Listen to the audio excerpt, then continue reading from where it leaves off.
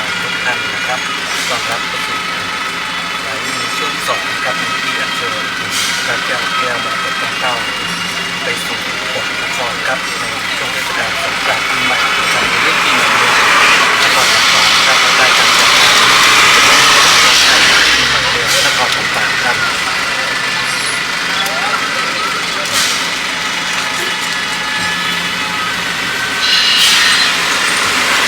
ซึ่งขณะนี้นะครับก็อยู่บริเวณที่อำเภอขอคานะครับ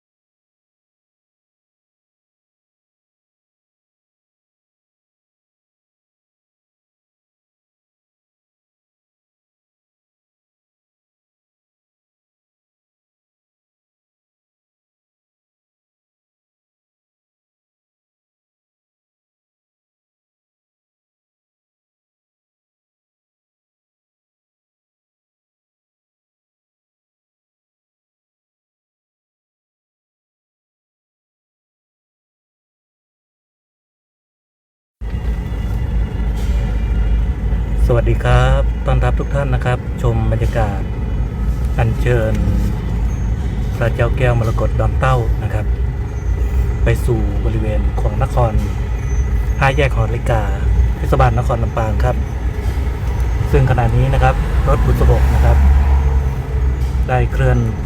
ตัวจากวัดพระธาตุลำปางหลวงนะครับไปยังขวงนครเทศบาลนครลำปางครับซึ่งตลอด2 เส้นทางนะครับภาพบรรยากาศตอนนี้มีพี่น้องประชาชนครับชาวบ้านในพื้นที่อำเภอเกาะข่านะครับก็ได้ร่วมส่งน้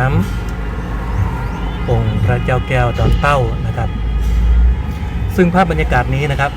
ทุกท่านก็จะเห็นภาพนี้ได้นะครับเป็นประจำทุกปีในช่วงเทศกาลสงกรานต์ปีใหม่เมืองครับซึ่งในปีนี้นะครับจังหวัดลำปางก็มีการจัดงานสลุงหลวงกองใหญ่ปีใหม่เมืองนะครับประจำปี 2568 ระหว่างวันที่ 8 ถึง 14 เมษายนครับ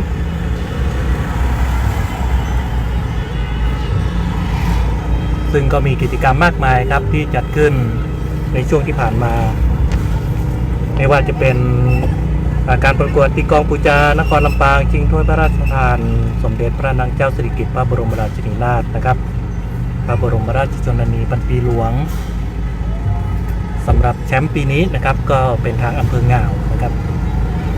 ได้รางวัลชนะเลิศอันดับ 1การแข่งขันตีกลองปูจา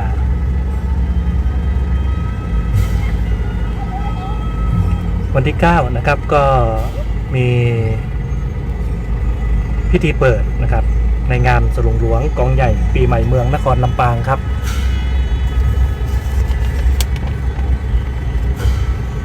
วันที่10นะครับก็มีการจัดกิจกรรมนะครับโดยเฉพาะไฮไลท์ของงานก็คือกิจกรรมการตกแต่งหม้อสังขารครับต้องบอกว่าปีนี้สวยสดงดงามมากเลยทีเดียวนะครับก็สามารถที่จะไปติดตามรับชมได้นะครับภาพบรรยากาศการจัดงานทางเพจสำนักงานประชาสัมพันธ์จังหวัดลำปางเพจสลุงหลวงลำปาง ขอไปครับเพจหลวงนครลำปางนะครับแล้วก็ทางเพจสื่อมวลชนทุกแขนงครับที่ได้ร่วมกันถ่ายทอดกิจกรรมประเพณีอันสวยสดงดงามนี้นะครับ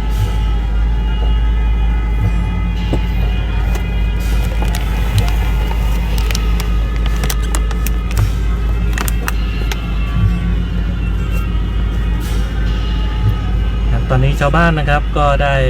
ทยอยกันออกมานะครับยืนรอบริเวณข้างทางนะครับในการที่จะส่งน้ำพระเจ้าแก้วดอนเต้านะครับเพื่อความเป็นสิริมงคลของตนเองและครอบครัวนะครับ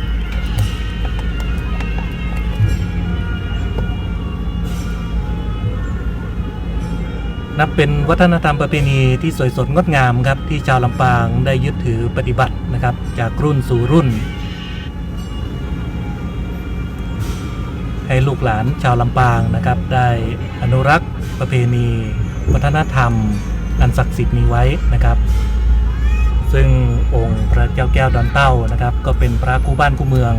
ของลำปางนะครับที่หลายๆท่านนะครับอาจจะเคยได้ติดตาม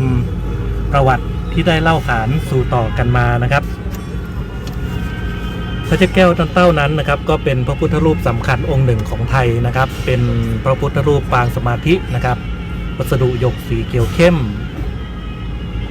ขนาดหน้าตักนะครับ 6.5 นิ้วสูง8นิ้วฐานสูง 17.5 นิ้วครับฐานกว้างตอนบนนะครับ 7.5 นิ้วฐานกว้างตอนล่างครับ 10.75 นิ้วเป็นศิลปะแบบเชียงแสนตอนปลายนะครับนับเป็นพระพุทธรูปคู่บ้านคู่เมืองของจังหวัดลำปางที่ประดิษฐานอยู่ในกุฏิพระแก้ววัดพระธาตุลำปางหลวงโดยเปิดให้ประชาชนและนักท่องเที่ยวได้เข้ากราบสักการะเป็นประจำทุกวันครับเมื่อสักครู่นะครับในพิธีอัญเชิญและขอขมาองค์พระเจ้าแก้วดอนเต้านะครับทางด้านเจ้าอาวาสวัดพระธาตุลำปางหลวงท่านก็ได้ปรารภกับพุทธศาสนิกชนนะครับซึ่งก็มีทางด้านผู้ว่าราชการจังหวัดลำปางนะครับท่านชุติเดชมีจันทร์ท่านนายกเหล่ากาชาติจังหวัดลำปางครับท่านนัชชามีจันทร์ครับประธานแม่บ้านมหาดไทยจังหวัดลำปางตลอดจนรองผู้ว่าราชการจังหวัดลำปางหัวหน้าส่วนราชการนะครับนายกองค์การบริหารส่วนจังหวัดลำปางนะครับซึ่งเจ้าอาวาสนะครับท่านก็ได้ปรารภในเรื่องของผลกระทบของพระวิหารแก้วนะครับของพระเจ้าแก้วดอนเต้านะครับที่ได้รับผลกระทบจากเหตุการณ์แผ่นดินไหวในช่วงที่ผ่านมาครับซึ่งหลายจุดในบริเวณวัดนะครับก็ได้รับผลกระทบนะครับมีรอยแตกร้าวนะครับซึ่งทางวัดแล้วก็คณะศรัทธานะครับก็ได้ร่วมหารือกันในการที่จะสร้างพระวิหารพระเจ้าแก้วดอนเต้าขึ้นนะครับซึ่งเร็วๆนี้นะครับก็ทุกท่านอาจจะมีส่วนร่วมนะครับในการที่จะสร้างบุญกุศลในครั้งนี้ด้วยนะครับซึ่งความคืบหน้านะครับในการหารือกันเรื่องนี้นะครับก็จะนำมาบอกต่อเนาะคุณผู้ชมนะครับได้รับทราบกันในโอกาสต่อไปนะครับ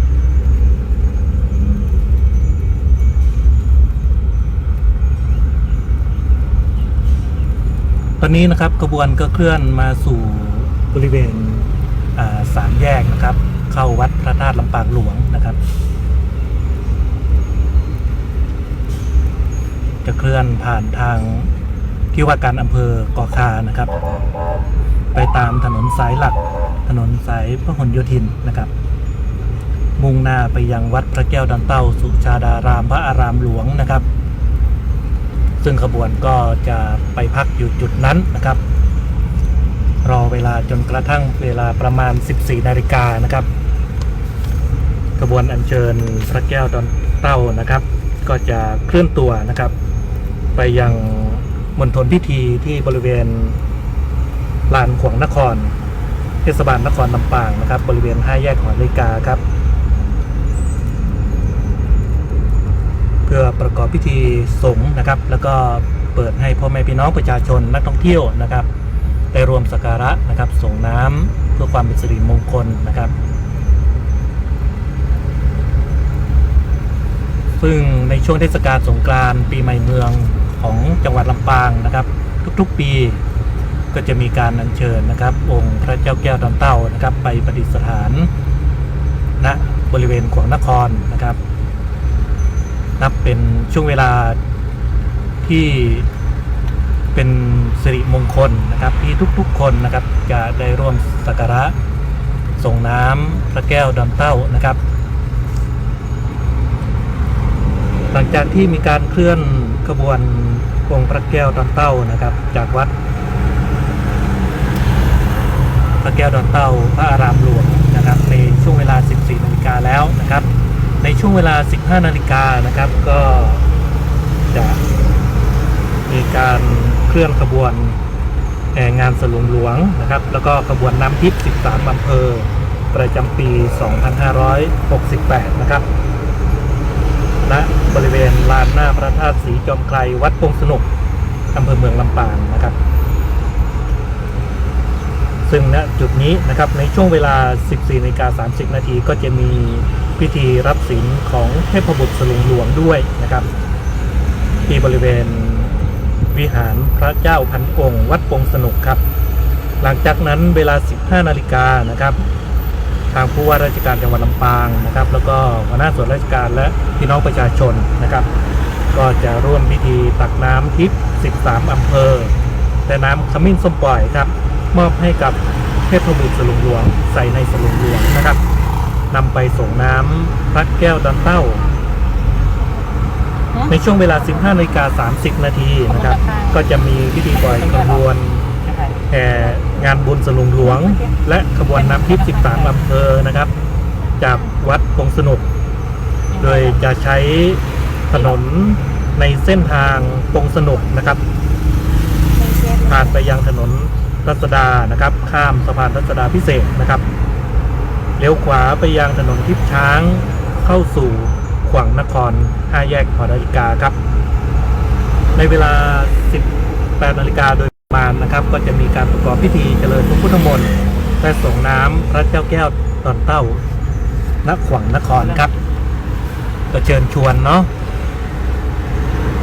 พ่อแม่พี่น้องประชาชนนะครับนักท่องเที่ยวทุกท่านนะครับไปร่วมส่งน้ำนะครับไปร่วมสักการะองค์พระเจ้าแก้วดอนเต้านะครับไปพร้อมเพรียงกันเริ่มตั้งแต่ในช่วงเย็นวันนี้เป็นต้นไปครับที่ขวง5 แยกหอนาฬิกาครับที่องค์พระเจ้าแก้วดอนเต้านะครับสถานชั่วคราวอยู่ณจุดบริเวณนั้นนะครับ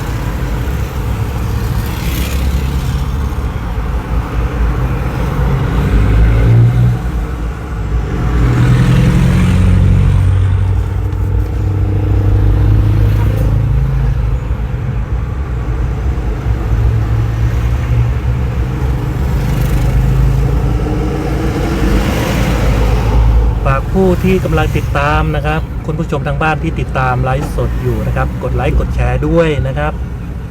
เนาะเราจะได้รับบุญไปพร้อมๆกันในช่วงเทศกาลสงกรานต์ปีใหม่ครับแล้วก็เชิญชวนนะครับ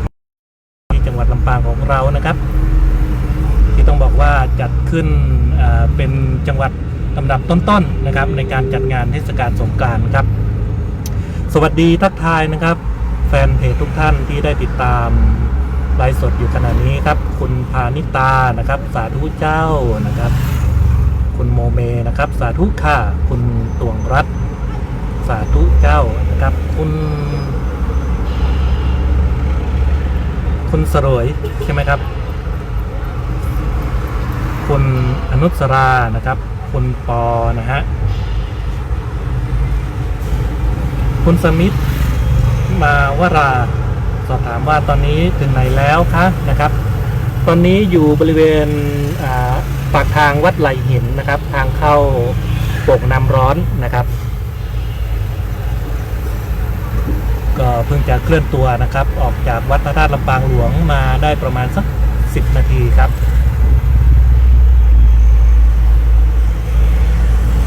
ตลอดเส้นทางนะครับรถบุษบกนะครับองค์พระเจ้าแก้วดอนเต้าก็จะจอดนะครับเป็นจุดๆนะครับให้กับพ่อแม่พี่น้องประชาชนไปร่วมส่งน้ำองค์พระเจ้าแก้วดอนเต้าด้วยนะครับ ตอนนี้ด้านหน้าขบวนนะครับก็มีพ่อแม่พี่น้องประชาชนชาวอำเภอเกาะคานะครับที่ได้มายืนรอกันตั้งแต่เช้านะครับทุกคนที่รู้ว่าจะมีพิธีอัญเชิญองค์พระเจ้าแก้วดอนเต้าไปศาลชั่วคราวณบริเวณหลวงนคร5 แยกกานะครับทุกคนต่างพร้อมใจกันนะครับในการที่จะนำน้ำขมิ้นส้มปล่อยนะครับน้ำอบหอมนะครับมารวมส่งน้ำรวมองค์พระเจ้าแก้วนะครับเป็นที่น่าประทับใจแล้วก็เป็นสิริยิ่งครับที่จังหวัดลำปางประจำทุกปีครับการสงกรานต์ลำปางนะครับก็ได้ร่วมกับทุกภาคส่วนนะครับในการที่จะอนุรักษ์วัฒนธรรมประเพณีนะครับของต้องถือได้ว่าเป็นซอฟต์พาวเวอร์โดดเด่นปางอีกซอฟต์พาวเวอร์หนึ่งนะครับโลกได้รับรู้กันนะครับถึงวัฒนธรรมประเพณีนี้นะครับ1 ปีเดียวครับกับพิธีนี้ครับหลายๆอาจจะยังไม่เคยร่วมในโอกาสปีต่อไปก็ขอเรียนเชิญทุกท่านนะครับปักหมุดไว้เลยการท่องเที่ยวของแต่ละท่านนะครับที่ส่งน้ำพระเจ้าแก้วดอนเต้านะครับพระคู่บ้านคู่เมืองของจังหวัดลำปางครับจะพยายามเข้าไปอ่านคอมเมนต์ของทุกท่านนะครับ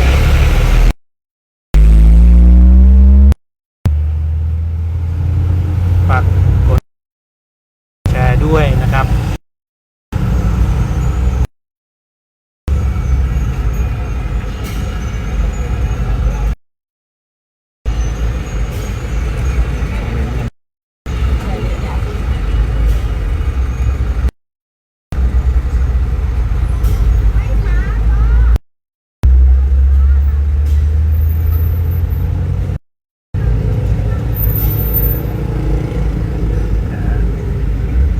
ผู้โดยสารใช้บริการรถแท็กซี่นะครับก็ร่วมสักการะดู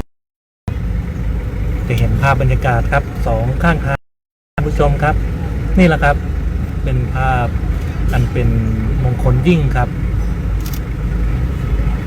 ที่ชาวลำปางและนักท่องเที่ยวผู้ที่สัญจรผู้ที่กำลังกลับจากต่างทางนี้ครับเส้นลำปางเกาะคาอีกเส้นทางหนึ่งที่เป็นเส้นทางเลี่ยงเมืองมุ่งหน้าไปสู่จังหวัดลำพูนแล้วก็เชียงใหม่นะครับจากถนนเส้นทางสายปกตินะครับ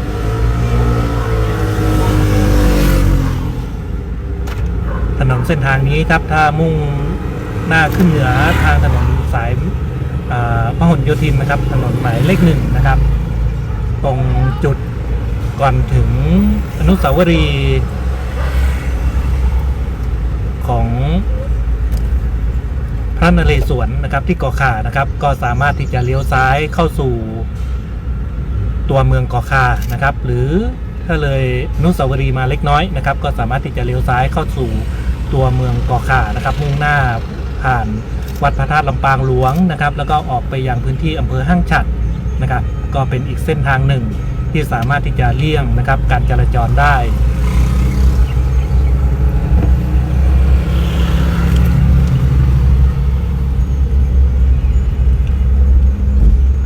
คุณพัชรพรนะครับสาธุขอบุญบารมี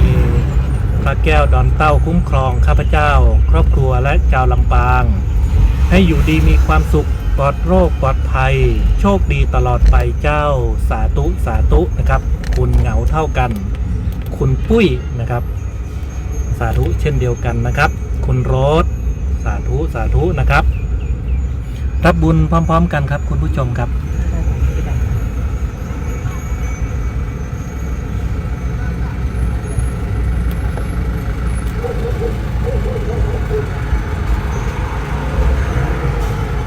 วันนี้ต้องขอบคุณน้องๆทีมงานสำนักงานประชาสัมพันธ์จังหวัดลำปางนะครับแล้วก็สื่อมวลชนจังหวัดลำปางทุกแขนงนะครับมารวมกันถ่ายทอดบรรยากาศในวันนี้นะครับน้องตั้มจากลำปางโพสต์ด้วยนะครับ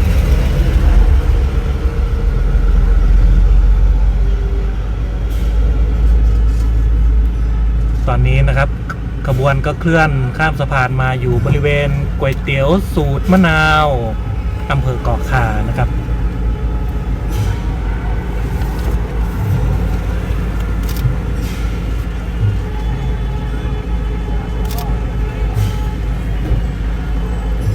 คุณระพีพันธ์นะครับบอกว่าเส้นทางไปเส้นทางไหนคะนะครับเบื้องต้นนะครับก็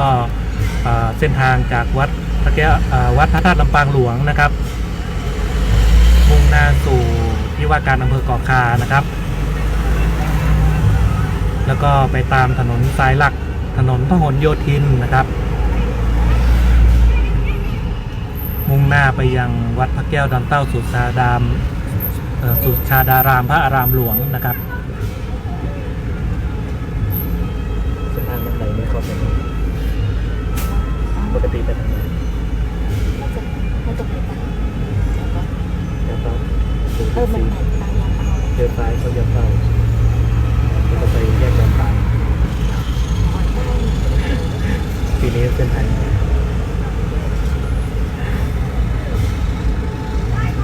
คุณพรพรมนะครับสาธุเจ้านะครับคุณประยูนสาธุคุณออมสินครับคุณจิดารัตน์นะครับรวมถึงทุกท่านนะครับรวมสาธุบุญด้วยกันนะครับที่ติดตามรับชมไลฟ์สดอยู่ขณะนี้นะครับฝากกดไลค์กดแชร์ด้วยนะครับจะได้รับบุญพร้อมๆกันเนาะหลายๆท่านกำลังอาจจะเดินทางอยู่จะได้ติดตามรับชมนะครับผ่านทาง Facebook ไลฟ์สำนักงานประชาสัมพันธ์จังหวัดลำปางนะครับจะได้รับบุญพร้อมๆกันครับกับพิธีอัญเชิญพระเจ้าแก้วดอนเต้าจากวัดพระธาตุลำปางหลวงนะครับไปสู่ขวางนครเทศบาลนครลำปางนะครับบริเวณ5แยกหอนาฬิกาครับตรงจุดพิธีจุดที่ขวางนครนะครับก็ถือได้ว่าเป็นจุดไฮไลท์อีกจุดหนึ่งนะครับเป็นประจำทุกปีที่จะมีประชาชนและนักท่องเที่ยวไปร่วมสักการะส่งน้ำองค์พระเจ้าแก้วดอนเต้านะครับซึ่งจะเปิดให้ทุกท่านได้เข้าไปร่วมส่งน้ำสักการะนะครับแบบใกล้ชิดเลยทีเดียวครับ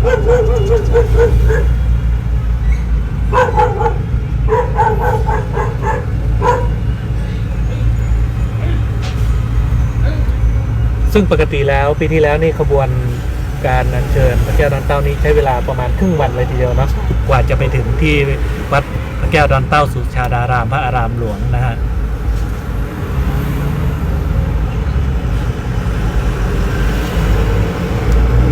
ต้องบอกว่าเป็นบุญอันยิ่งใหญ่ครับที่ชาวลำปางแล้วก็ทุกๆท่านจะได้ร่วมสักการะนะครับองค์พระแก้วดอนเต้านะครับหลายๆท่านที่กำลังเดินทางอยู่นะครับ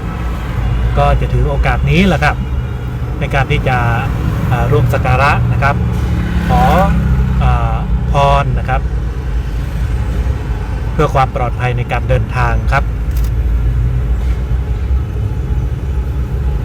ท่านที่อยู่ในพื้นที่ห่างไกลเนาะที่ติดตามรับชมไลฟ์สดอยู่ขณะนี้นะครับก็เชิญชวนนะครับได้ร่วมนะครับสักการะองค์พระแก้วนะครับไปพร้อมๆกันครับขณะนี้อยู่บริเวณจุดตรวจเทศบาลตำบลเกาะคาครับ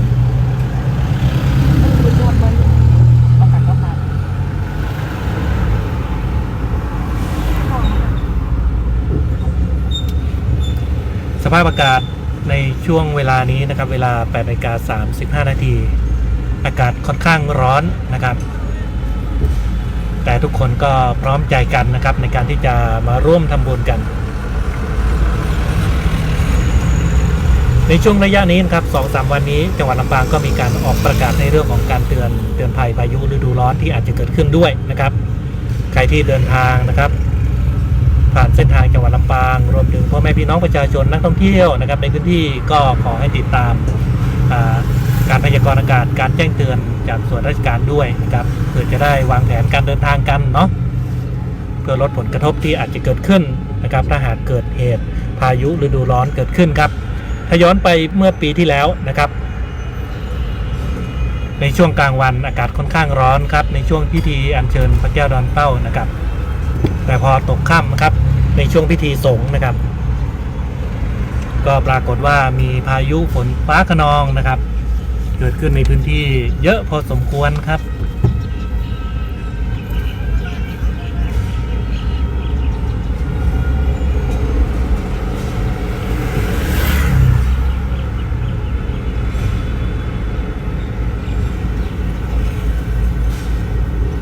คุณวรวิทย์ถึงไหนแล้วครับนะครับ ตอนนี้นะครับก็ถึงบริเวณใกล้ๆสามแยกนะครับ ที่ว่าการอำเภอก่อคาครับ ปีหันแม่นัด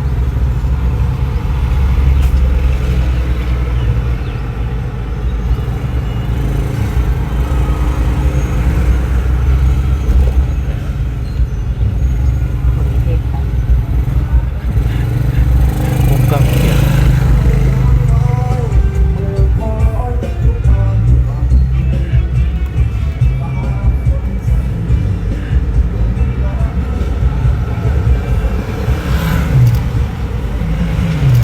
ครับแต่หลายท่านที่เดินทางผ่านเส้นทางตัวอำเภอก่อคานะครับ ก็ขอความกรุณาเนาะใช้ความระมัดระวังสักนิดนึงนะครับ เพราะว่าในช่วงเวลานี้นะครับก็จะมีขบวนอัญเชิญพระเจ้าแก้วดอนเต้านะครับ เคลื่อนผ่านเส้นทางนี้นะครับ ก็ต้องใช้ความระมัดระวังกันสักนิดหนึ่งนะครับ เพื่อความปลอดภัยนะครับ ซึ่งด้านหน้าขบวนก็จะมีรถของทางตำรวจทางหลวงนะครับ แล้วก็มีรถประชาสัมพันธ์นะครับ ในการที่จะแจ้งเตือนนะครับว่ามีขบวนนะครับได้เคลื่อนผ่านบริเวณจุดนี้นะครับ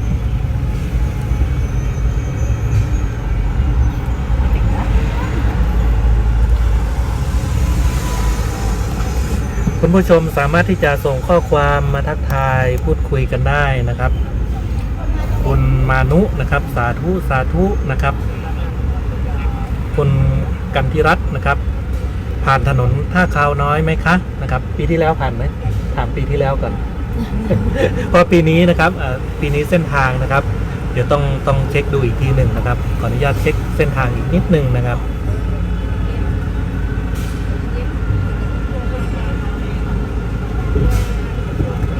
คุณปานีสาธุนะครับ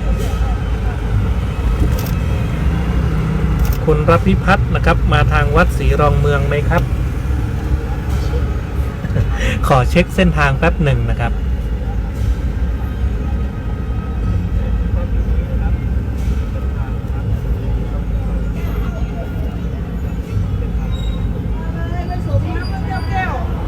นะครับบรรยากาศสองข้างทางตอนนี้ครับพอพี่น้องประชาชนนะครับมีความปลาบปลื้มปิติยินดีมากนะครับมารอส่งน้ำองค์พระเจ้าแก้วดอนเต้ากันนะครับปีละ1 ครั้งครับที่จะมีโอกาสนะครับได้ส่งน้ำองค์พระเจ้าแก้วดอนเต้าอย่างใกล้ชิดนะครับ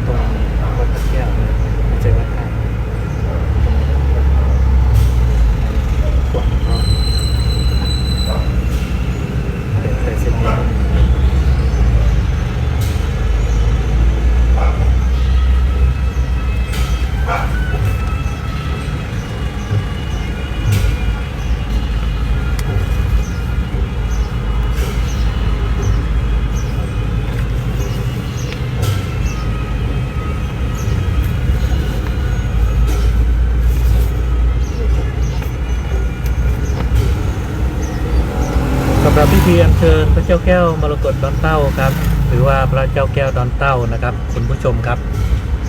ก็อัญเชิญจากวัดพระธาตุลำปางหลวงอำเภอก่อคานะครับไป ประดิษฐานชั่วคราวนะครับณขวงนคร5 แยกหอนาฬิกาเทศบาลนครลำปางครับซึ่งก่อนที่จะมีการไปประกอบพิธีที่ขวงนครนะครับในช่วงเวลาประมาณ 14 นาฬิกานะครับก็จะมีพิธีส่งน้ำพระเจ้าแก้วดอนเต้าที่วัดพระแก้วดอนเต้าสุชาดารามพระอารามหลวงครับ หมดรูปเป็นยังไงบ้าง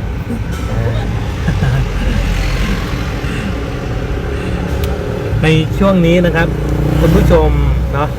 คนเหนือก็มาติดตามด้วยนะครับขอปรับโหมดสักนิดนึงนะครับเป็น จำเนียง สำเนียงเหนือสำเนียงลำปางนะครับสวัสดีครับ สวัสดีแฟนเพจสำนักงานประชาสัมพันธ์จังหวัดลำปางทุกท่านครับ มีคนตาไทยบรรยากาศ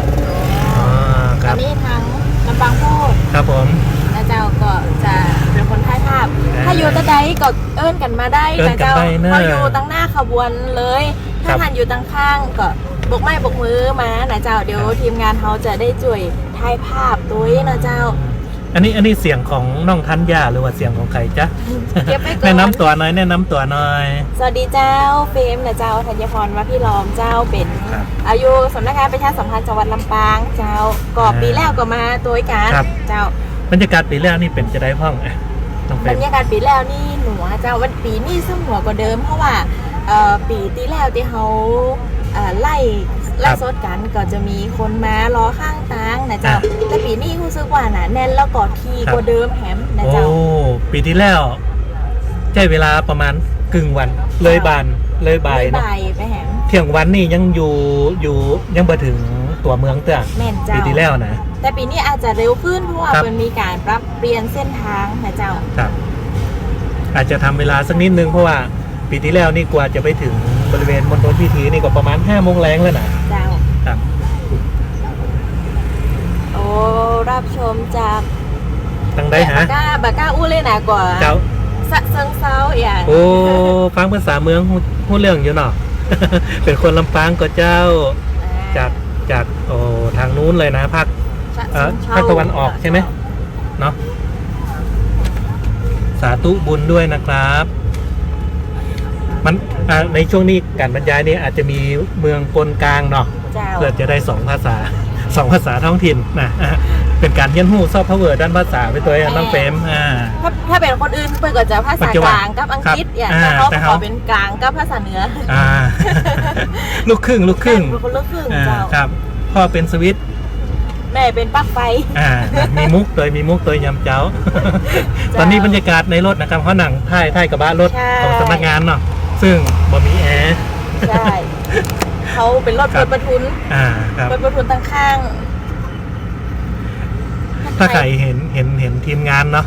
อยู่ด้านหน้าขบวนก็ทักทายเอิญกันมาได้ครับเนอะตอนนี้นั่งท่ายกันก็ประมาณสัก3 ท่านนะครับ วันนี้เขาได้ห้ามกันสนับสนุนนะเจ้าภาพถ่ายงามๆเนาะขบวนคนตีล้อข้างทางนะเจ้ากับทีมงานลำปางโพดนะไปตัวหูบได้ น้อง นะ ตั้ เจ้า มนะครับเป็นช่างภาพของเขาวันนี้ภาพงามๆนะ เดี๋ยวเขาจะมาแชร์แบ่งปันกันเนาะ เราจะได้ดิใส่กองน้ำใส่กองนี่บ่อันตั้งบนกองนี่บ่กินน้ำก่อนพี่ตามเคยกินน้ำไหมเอาน้ำก่อนไหม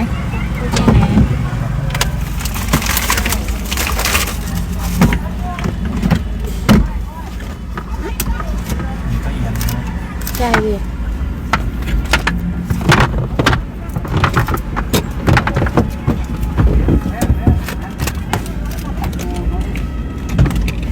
สปอนเซอร์บาวิล สุกไปก่อน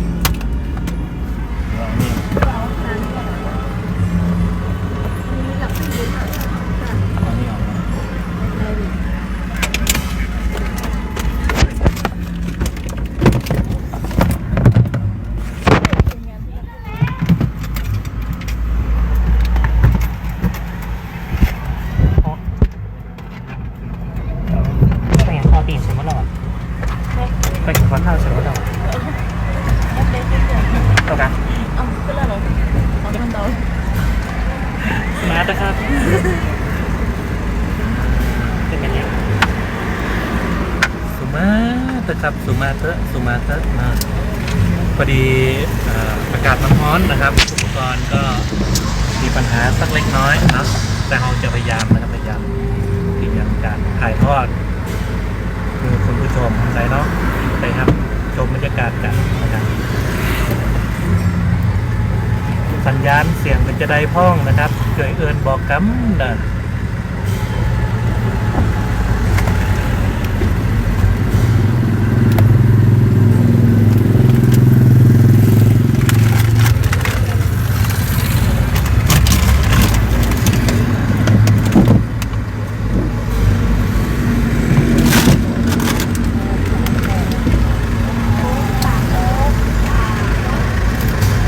จุดนี้นะครับภาพบรรยากาศครับเจ้าบ้านนี้นักขนาดคุณยายก็มายืนรอนะครับพร้อมกับลูกหลานนี่นะครับประเพณีวัฒนธรรมของเมืองลำปางครับ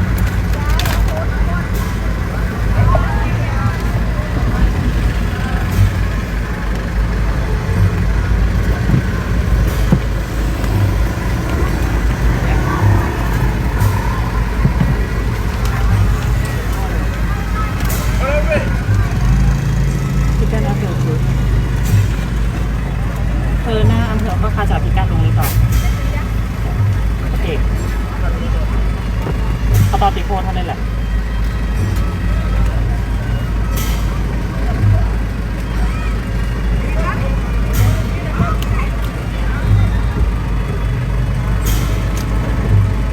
มองมันมีจุดไฟฟ้าน้อยแต่จะเอาอยู่บนรถ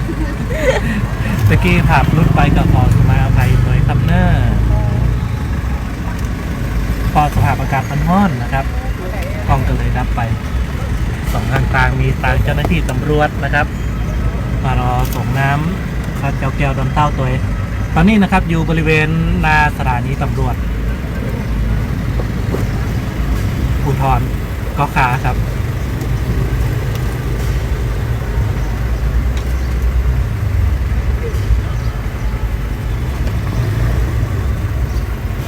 เป็นภาพที่หาชมได้นะครับ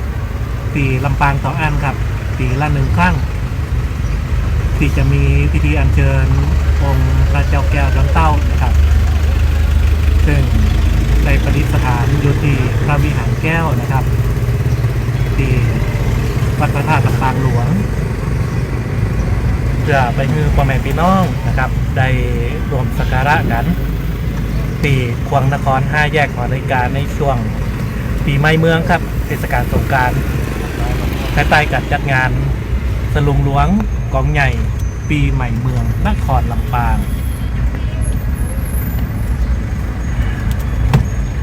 ตอนนี้เขาพยายามใช้ทรัพยากรของอุปกรณ์เต้าตีมีนะครับเพื่อได้มากที่สุดนะครับเพื่อจะได้ส่งต่อบรรยากาศนะครับคือกับพ่อแม่พี่น้องประชาชนนะครับได้รับชมกันฝากกดไลค์กดแชร์เป็นกำลังใจให้ทีมงานตัวเองครับเนอะตอนนี้เบื้องหลังนะครับคุณผู้ชมครับจะเห็นได้ว่าประชาชนนะคนพยายามวิ่งตัวรถบุษบกนะครับตีอัญเชิญองค์พระเจ้าแก้วดอนเต้านะครับเพื่อรวมส่งน้ำเพื่อความเป็นสิริมงคลลงได้เหรอเอาลงไม่ได้เบาๆเดี๋ยวมันมีน้ำหนักนะระวัง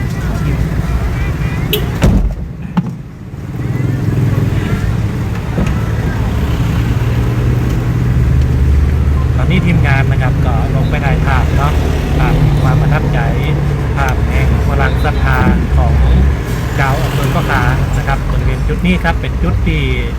ใกล้ๆกับที่ว่าการอำเภอก็ขาครับ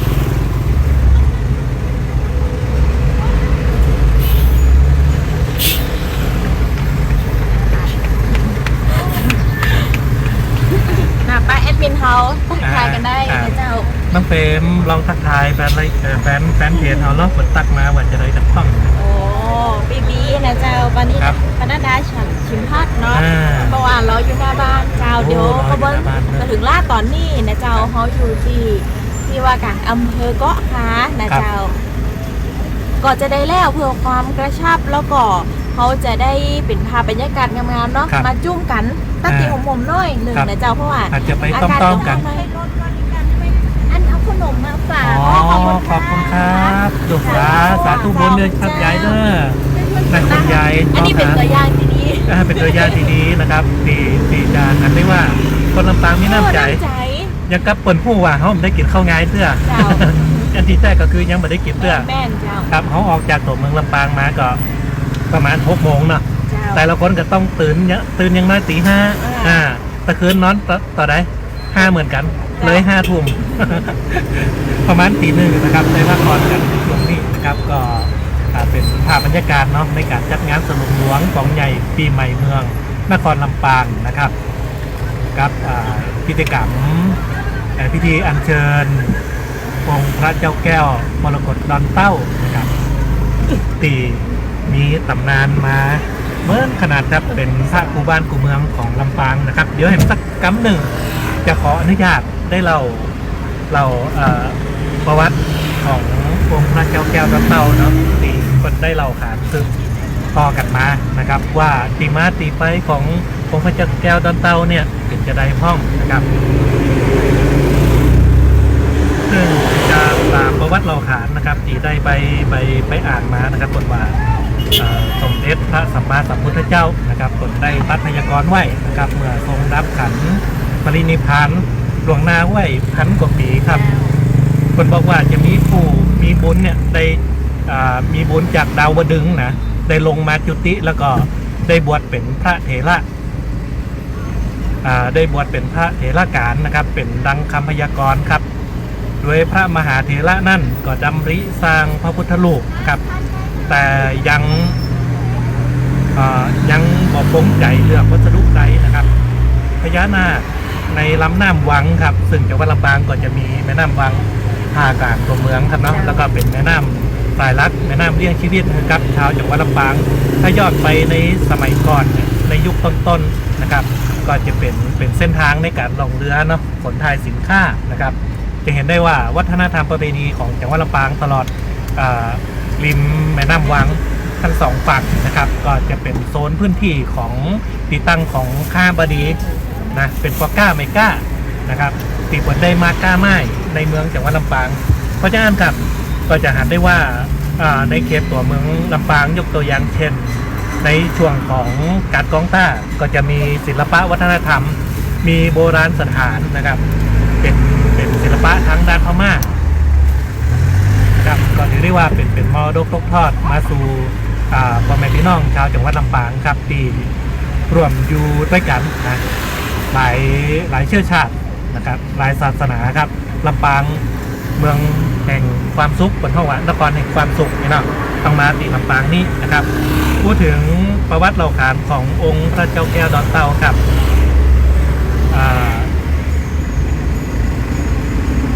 พญานาคในลำน้ำวังนะครับ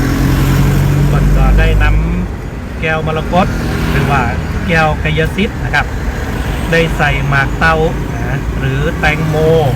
ในไร่ของนางสุชาดาผู้อุปถากนะครับโดยนางสุชาดานะครับคนก็ได้เก็บแตงโมหรือว่าปลาเต้านะครับไปถวายพระมหาเถระเพื่อจะพาออกนะครับโดยพาพบก้อนมรกตนะครับจึงได้นำมาแกะสลักเป็นพระพุทธรูปนะครับก็พยายามที่จะแกะพระพุทธรูปขึ้นนะครับแต่ก็แกะก็สำเร็จครับเพราะว่าเนื้อแข็งมากจนกระทั่งมีตาปลาขาวนะครับซึ่งเป็นพระอินทร์ปลอมตัวมาอาสาแกะพระนะครับ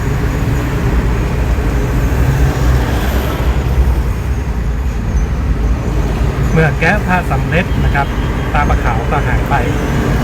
ขั้นเมื่อพระมหาเถระและนางสุชาดานะครับได้ทำการสมโภชแล้วก็ถวายพระนามพระพุทธรูปแก้วมรกตองค์นั่นว่าพระแก้วดอนเต้าครับต่อมาพระมหาเถระและ นางสุชาดานะครับก็ถูกเจ้าครองเมืองนครลำปางได้สั่งประหารโดยที่มีผู้ใส่ความว่าเป็นชู้กับพระมหาเถระโดยก่อนที่นางสุชาดานะครับก่อนที่จะตายนะครับนางก็ได้ตั้งสติยันอธิษฐานนะครับว่าถ้าตนบ่มีความผิดจริงนะครับก็ขอให้เลือดพุ่งขึ้นสู่อากาศเป็นการประกาศความบริสุทธิ์เพื่อให้พระมหาเถระพ้นคอรหาเหตุการณ์ดังกล่าวนะครับก็เป็นดังคำอธิษฐานของนางสุชาดาครับเมื่อพระมหาเถระพ้นจากความผิดจึงได้อัญเชิญพระแก้วนะครับไปประดิษฐานยังวัดพระธาตุลำปางหลวงตราบจนถึงปัจจุบันนี้ครับอันนี้ก็คือเป็นประวัติตำนานที่เราผ่านกันมาเนาะเป็นประวัติคร่าวๆนะครับซึ่งในพิธีเปิดงานสลุงหลวงของใหญ่ปีใหม่เมืองนครลำปางทุกๆปีก็จะมีการนำประวัตินะครับของการเกิดเมืองลำปางปู่ครองเมืองนครลำปางรวมถึงประวัติของพระเจ้าแก้วดอนเต้ามาทำการแสดงด้วยนะครับก็สามารถที่จะไปติดตามรับชมได้เนาะย้อนหลังได้กับทางเพจสำนักงานประชาสัมพันธ์จังหวัดลำปางแล้วก็สื่อมวลชนต่างๆได้นะครับตอนนี้เขาอยู่บริเวณไหนล่ะครับน้องเฟรมครับตอนนี้บริเวณการก็ครับตรงไกลกับโรงงานน้ำตาลเก่า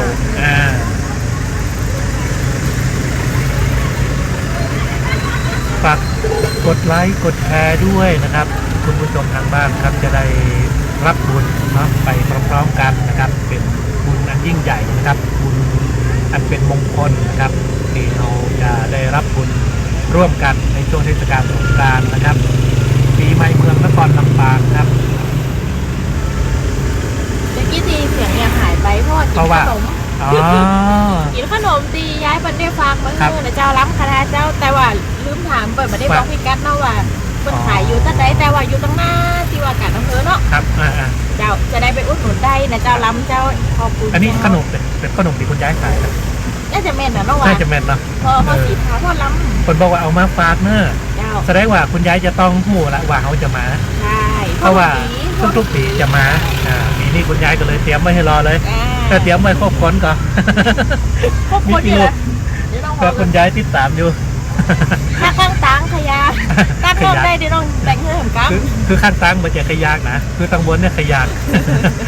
ข้างตังนี่ขยักเงยหรอจะเล่นนะครับจะเล่นเนาะกับมาพอกับทีเม่นนะเจ้าเม้นคอมเมนต์ว่ายังไงบ้างวันนี้ห้องงามผู้ใสงามขนาดนะเจ้างามแท้ๆเจ้าเพราะว่าเหมือนเปิดมาเปิดทางเปิดทางคือเนาะขออนุญาตปรับมุมกล้องได้เพราะตอนนี้เขาใช้กล้องของ iPad อยู่นะฮะไล่จากสภาพอากาศมันร้อนครับเนาะจะต้องมีการปรับกันสักน้อยนึงเป็นกำลังใจให้กันนะครับวันนี้ใกล้อยู่บริเวณโค้งน้ำตาลเก่านะเจ้าสำหรับคุณพี่มีเด็กน้อยด้วยมาร่วมสักการะด้วยแต่งชุดไทยสวยงามต้องบอกว่ามาลำปางปีนี้นะน้องเฟรม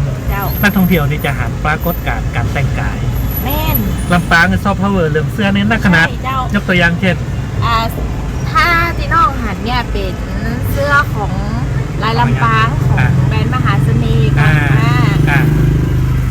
ประเดี๋ยวนี้เปิดออกแบรนด์ใหม่มาตัวนี้ตะคืนหันมาแบบเป็นไลท์สีสันแบบนี้แหละงามเป็นเชิดงามครับนักท่องเที่ยวก็ไปซื้อไปหากันอันนี้เป็นแบรนด์ของร้านมหาเสน่ห์ครับเนาะแล้วก็จะมีแหมยางนี่ก็คือไลท์ไก่ไลท์รสมากยางน้องเฟรมใส่เนี่ยก็คือเป็นของมหาเสน่ห์ยางตีน้องเฟรมใส่เนี่ยเนาะส่วนแหมเจ้านึงก็คือกาไก่นี่ก็เรียกได้ว่าโอ้เป็นอินเตอร์เด้อเป็นไปเหยียนอกเพื่อนนะเนี่ยมีคนซื้อไปใส่ซึ่งมีเทนมีหลายแบบมันคือเลือกกันเทนของช่วงสงกรานต์ก็มีนะครับเรียกกันน่าจะหันกันเนาะถ้าท่องเที่ยวแล้วก็ชาวลำปางเนี่ยคนจะซื้อใส่กันตะแรงเนี่ยหันแน่นอนเพราะว่าเอกลักษณ์ของลำปางมันจะมีไก่มีม้ามีสะพานราชดาก็อยู่ในออกแบบ คืออยู่ในเสื้ออยู่ในกางเกงทั้งชุดนั่นเลยคือจะหันเลยว่าอัตลักษณ์ของลำปางนี่มีอย่างพ้องนะครับเนี่ยต้องขอบคุณไอเดียของคนลำปางเลยเนาะที่ว่าลูกหลานเจ้าลำปางเนี่ยคนได้มาสืบทอดวัฒนธรรมประเพณีซอฟต์พาวเวอร์เนี่ยเอาไปสื่อสารจะได้เนี่ยคือคนทั่วโลกมันได้หูนะถึงว่าอัตลักษณ์ลำปางเนี่ยถ้ามาเนี่ยต้องไปเอี่ยวตรงไหนโดยสื่อประชาพันธ์ผ่านเสื้อผ้าหลายจังหวัดคนก็จะเนี่ยเหมือนกันนะต้องบอกว่าเทรนด์ของต้องขอบคุณทั้งทุกภาคส่วนเนาะทั้งส่วนราชการทั้งการท่องเที่ยวแห่งประเทศไทยนะที่คนมีแนวคิดที่ว่าที่เขาจะส่งต่อสืบสานประเพณีนี่ซอฟต์พาวเวอร์ของแต่ละพื้นที่จะได้พ้องอย่างคุณยายตะกี้คนเอาขนมมาฮือยังบ่จบเตือเพราะว่าเขาบอกหูว่าขนมอย่างตังลำปางคนห้องว่าขนมไข่ขนมอะไรนะไข่หงขนมไข่หงก็แกนใหญ่ๆแกนเบลิ่มเทิมแล้วนะเป็นขนมที่ปั้นจากมือต้องบอกว่าใจความประณีตใจความใส่ใจอ่ะการที่จะปั้นให้เป็นรูปไข่หงงามๆปั้นมาต้องยัดไส้กันยัดไส้ก็จะเป็นถั่วเหลืองถั่วเขียว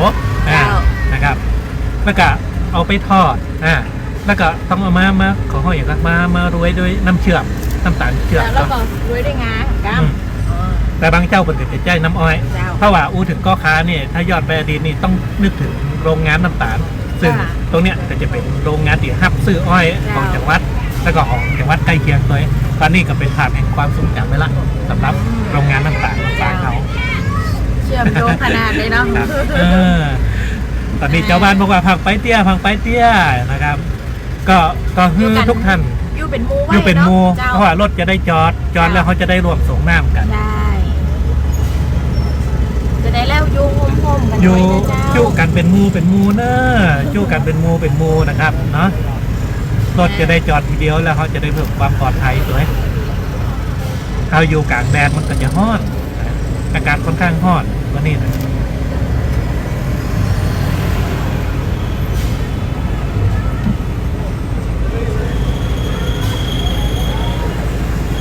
นี่ฮับชมกันตั้งใต้พ้องตั้งใต้กันเข้ามาได้นะเจ้าเขาก็จะได้หันบรรยากาศเนาะของขบวนพระเจ้าแก้วดอนเตานะเจ้าก็ตั้งท่ากันมาได้เนาะชมจากที่ไหนนะครับภาคเหนือภาคกลาง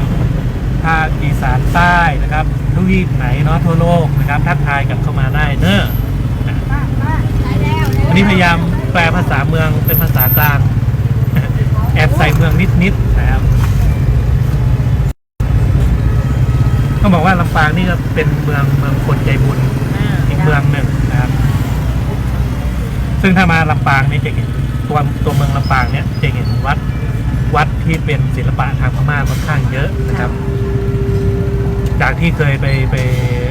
ฟังพระอาจารย์หลายท่านที่เล่าให้ฟังเนี่ยว่าโอ้ลำปางเนี่ยทำไมมีวัดพม่าเยอะซึ่งเกิดจากวัดพ่อวัดแม่วัดลูก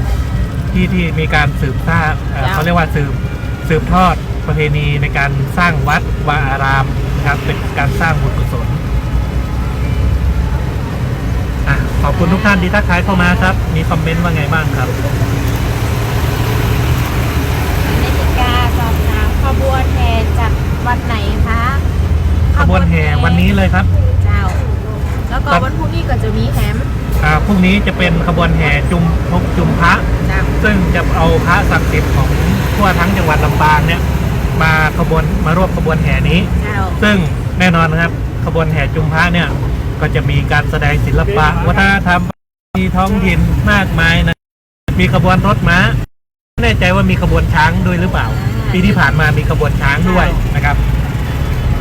จะได้แล้วอยู่จุ่มๆกันไหวแล้วก่อนแล้วมันระวังเรื่องรถลาด้วยเนาะอยู่ข้างตาข้างทางนี่นะเจ้าฝากกดแชร์ด้วยเพื่อข้างหน้าขบวนเขาจะได้รู้กันว่าตอนนี้อยู่จุดไหนแล้วนะครับแล้วก็พยายามต้อมกันไว้ต้อมอยู่จุ่มกันไว้นะครับภาษากลางคือรวมกันไว้ใช่ไหมตั้งเหนือเป็นบอกว่าต้อมกันไว้เนอะอยู่ต้อมกันไว้เพราะว่าเดี๋ยวรถบุษบกขององค์พระแก้วเนี่ยจะได้จอดเป็นจุดเนาะจะได้แก่เมื่อเขาจะได้ส่งน้ำกันเพื่อความปลอดภัยนะครับรถจะได้ไม่ต้องเคลื่อน ในสองน้ำตัวเนี่ยมันอันตรายนะครับเดี๋ยวจะเปล่าเดี๋ยวจะมาเลิศกัน อ่า นะ แล้วคนที่บอกว่าตอนนี้อยู่ที่ไหนอยู่โรงน้ำตาลเก่าด้าน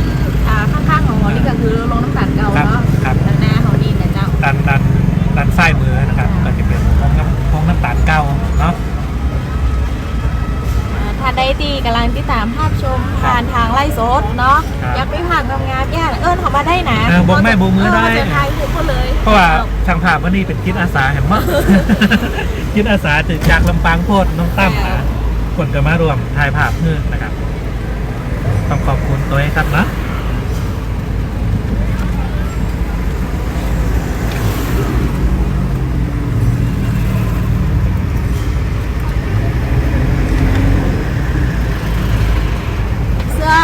เสื้อนี่นะเจ้า เสื้อนี่ แนะนำเนาะ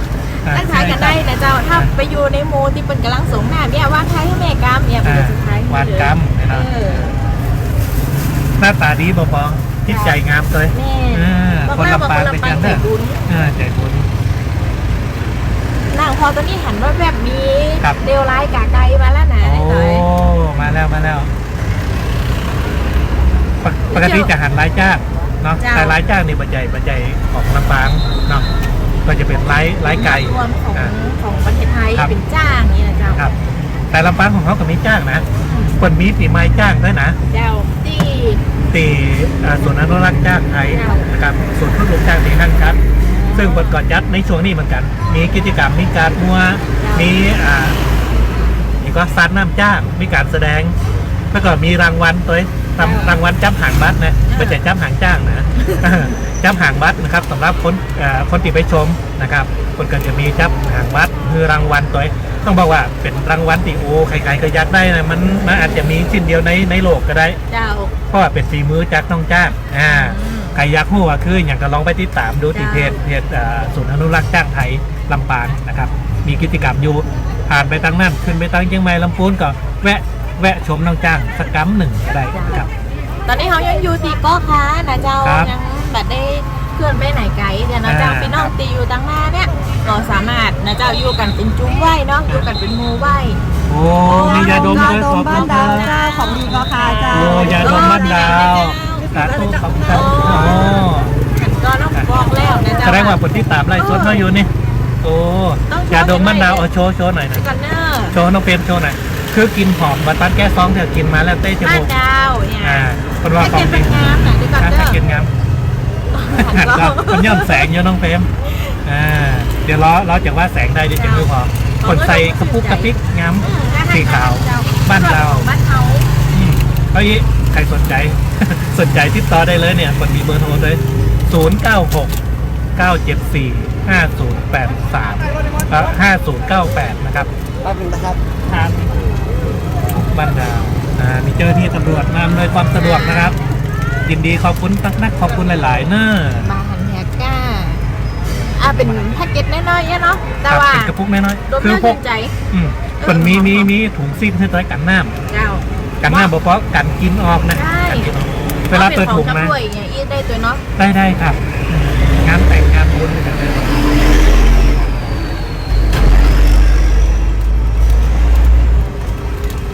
โดนด้านชุนแฉกนี่นะเจ้า โอ้ยินดีเนาะยินดี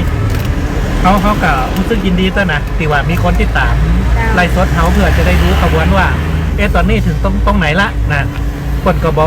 กพูดจะบอกเขาจะได้ไงว่าเปิดติดตามเขาอยู่ก็ใช้วิธีการดีว่าเอาของมาให้แสดงตัวตนว่าได้ติดตามอยู่เนอะเนาะแต่บางท่านบอกว่านี่ยังจะเชื่อกะมายิ้มหากันก็ได้มาอู้กันได้เจ้าตั้งหน้านี่ ครั เขา บ เปิดฝาใต้รอเลย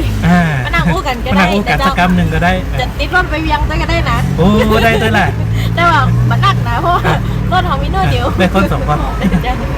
เหมาล้ำไป20 บาทอยู่เนาะแต่ลำปางนี่ของเขานี่ถ้าว่าเป็นเพราะว่าเป็นอัตลักษณ์นี่ถ้ารถขนส่งนี่ต้องเป็นรถเหลืองของเรารถเขียวเหลือง เจ้า แต่เป็นรถ2 แถวนะครับแต่เดี๋ยวนี้ก็จะมีของห้องว่ามีการบริการดีมีการพัฒนาการขึ้นก็จะเป็นพวกขนส่งเป็นแท็กซี่ที่สามารถที่จะโบกรถในออนไลน์ได้ห้องไปครับตีจุดหมายต่างๆได้ โดยเฉพาะช่วงเนี้ยน้องเฟรมถ้าใครติดตามเทรนลำปางนะกดจะบังคับรถเงา เพราะว่าช่วงเทศกาลปีใหม่บางทีมันมีการดื่มเครื่องดื่มแอลกอฮอล์เนี่ยคนจะโบกรถเอา อ่า โบกรถเหลืองไปกันเป็นมูม่วน แม่น ม่วน เป็นบรรยากาศดีๆแล้วก็มันหัวกันเนี่ยไข่เขาพูดจ้าไข่แต่กับพี่พูดจ้ากันบนรถได้อันนี้คนลำปางนะจ๊ะคนลำปางนี่บ้านไข่นี่พูดจ้าพี่ของวัดน่ะจริงๆคนลำปางอาจจะเป็นญาติกัน อ๋อครับ แต่เจ้าอยู่โฮมๆไว้นะเจ้า เราเป็นภาพบรรยากาศเนาะที่ว่าก็ว่าโอ้สวยสดงดงามเป็นบุญตามเขาใต้ไหนที่เขาได้มาขอบคุณกับเจ้าบ้าน นี่ลำปางหัวนะเจ้าเพราะว่าอยู่ตรงเกาะบริเวณเกาะคานี่ก็สีไหลนะที่มันจะแบบ เดี๋ยวก่อนเมื่อกี้น้องเฟรมใจคำว่าหนัวอาจจะมีคุณผู้ชมทางภาคอื่นหนัวทางลำปางเขาแปลว่าอะไรอ่ะหนัวลำปางเขาแปลว่า มันประมาณว่ามันถ้าเป็นอาหารก็คือกลมกล่อมละมุนนุ่มละมุนละไมอะไรสักคือมันกลมกลืนกันไปหมดอ่ะเนาะดูจากภาพบรรยากาศอย่างเงี้ยคือคนลำปางในพื้นที่หนึ่งละลูกหลานชาวลำปางที่กลับจากต่างจังหวัดเขาก็มารวมตัวกันที่นี่มีทั้งลูกหลานพ่อแม่ปู่ย่าตายายก็มารวมตัวกันมันก็เลยหนัวบรรยากาศอากาศร้อนคนลำปางร้อนด้วยไหมไม่มีใครบ่นที่จะร้อนเพราะทุกคนตั้งใจที่จะมารอส่งน้ำองค์พระเจ้าแก้วดอนเต้านี่แหละก็คือความนัวเขาคนไม่สวยนะเพราะว่าเป็นคนเมียงสิมันเข้าใจกับคนเมียงนะครับ คือเมื่อก่อนเนี้ยเคยไปอยู่ต่างจังหวัดบ้างเลยไปเรียนรู้ภาษาจังหวัดอื่นบ้าง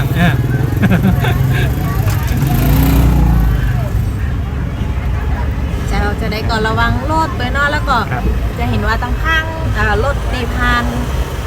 ขบวนแต่เจ้าพระเจ้าแก้วดอนเต้าเนี่ยเปิดก็จะมีการพรมน้ำดีรถตัวเพื่อเดินทางปลอดภัยนะเจ้า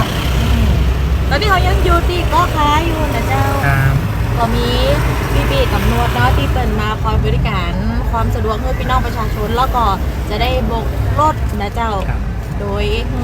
เพื่อความปลอดภัยนะเจ้าเดินทางไปมาก็ใช้ความระมัดระวังนะครับช่วงนี้การสัญจรรถค่อนข้างหนาแน่นนะครับเริ่มตั้งแต่เมื่อวานตั้งแต่ช่วงบ่ายเนี่ยรถสัญจรขึ้นทางเหนือเนี่ยหนาแน่นมากนะครับต้องบอกว่าปีนี้ภาคเหนือเนี่ยรถด่วนรถตู้รถไฟทุกขบวนทุกโบกี้อ่ะแน่นมากล้นกันเลยทีเดียวต้องจองข้ามหน้าเป็นล่วงหน้าหลายเดือนอ่ะต้องมาสักครั้งเนอะลำปางต้องมาสักครั้งลำปางไม่ใช่เมืองผ่านนะใช่มาครั้งเดียวกันจะต้องมาเห็นเพราะว่าจะอั้นเลยเสน่ห์ลำปางนี่1,000 กว่าปีนะเกิดทันไหม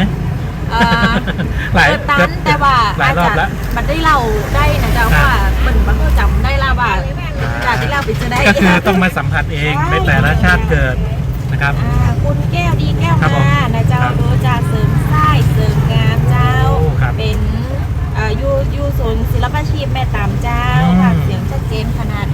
สวัสดีตังเสริมไส้ตังเสริมงามตัวนี้นะเจ้าแล้วก็ทุกท่านนะเจ้าที่เข้ามาที่ต่างภาคภูมิตัวเนาะตังเสริมงามนี่มีความจงดีก็คือตีตังสมเด็จพระปีหลวงที่พระองค์ท่านได้ไปเปิดศูนย์ศิลปาชีพตรงนั้นน้องเฟรมเคยไปแอลกับครับไปทำข่าวครับถือได้ว่าเป็นสถานที่ท่องเที่ยวแห่งอันหนึ่งนะตีพระองค์ทรงมีพระราชดำริในการดีวานแต่เนี่ยคนเมืองเสริมงามได้มีอาชีพแล้วก็มีชีวิตความเป็นอยู่ดีขึ้นต้องบอกว่าโอ้เป็นดังที่พระราชบัณฑิธานของพระองค์ท่านที่แท้จริงด้วยเนี่ยคือคนในพื้นที่ตรงนั้นได้มีชีวิตความเป็นอยู่ดีขึ้นถ้าเปรียบเทียบกับยอดไปหลายๆ10 ปีที่ผ่านมาลำปางของเขาเนี่ยมีศูนย์พระราชดำริแห่งปีหนึ่งก็คือตรงจีเนาะตรงจีอำเภอเมืองปานนะครับตำบลตุ่มกวาวนะครับนี่เป็นศูนย์ในศูนย์ส่งเสริมประกอบอาชีพในการดูแลของพระองค์ท่านคุณแกรนใช่ไหมครับสาธุเจ้าคุณสมบัติถึงไหนแล้วครับตอนนี้ยังอยู่เกาะคาอยู่เจ้าตรงบริเวณธนาคารกรุงเทพแต่อยู่ที่เกาะคาลำปางนะครับแล้วก็คุณประดิษฐ์นะเจ้า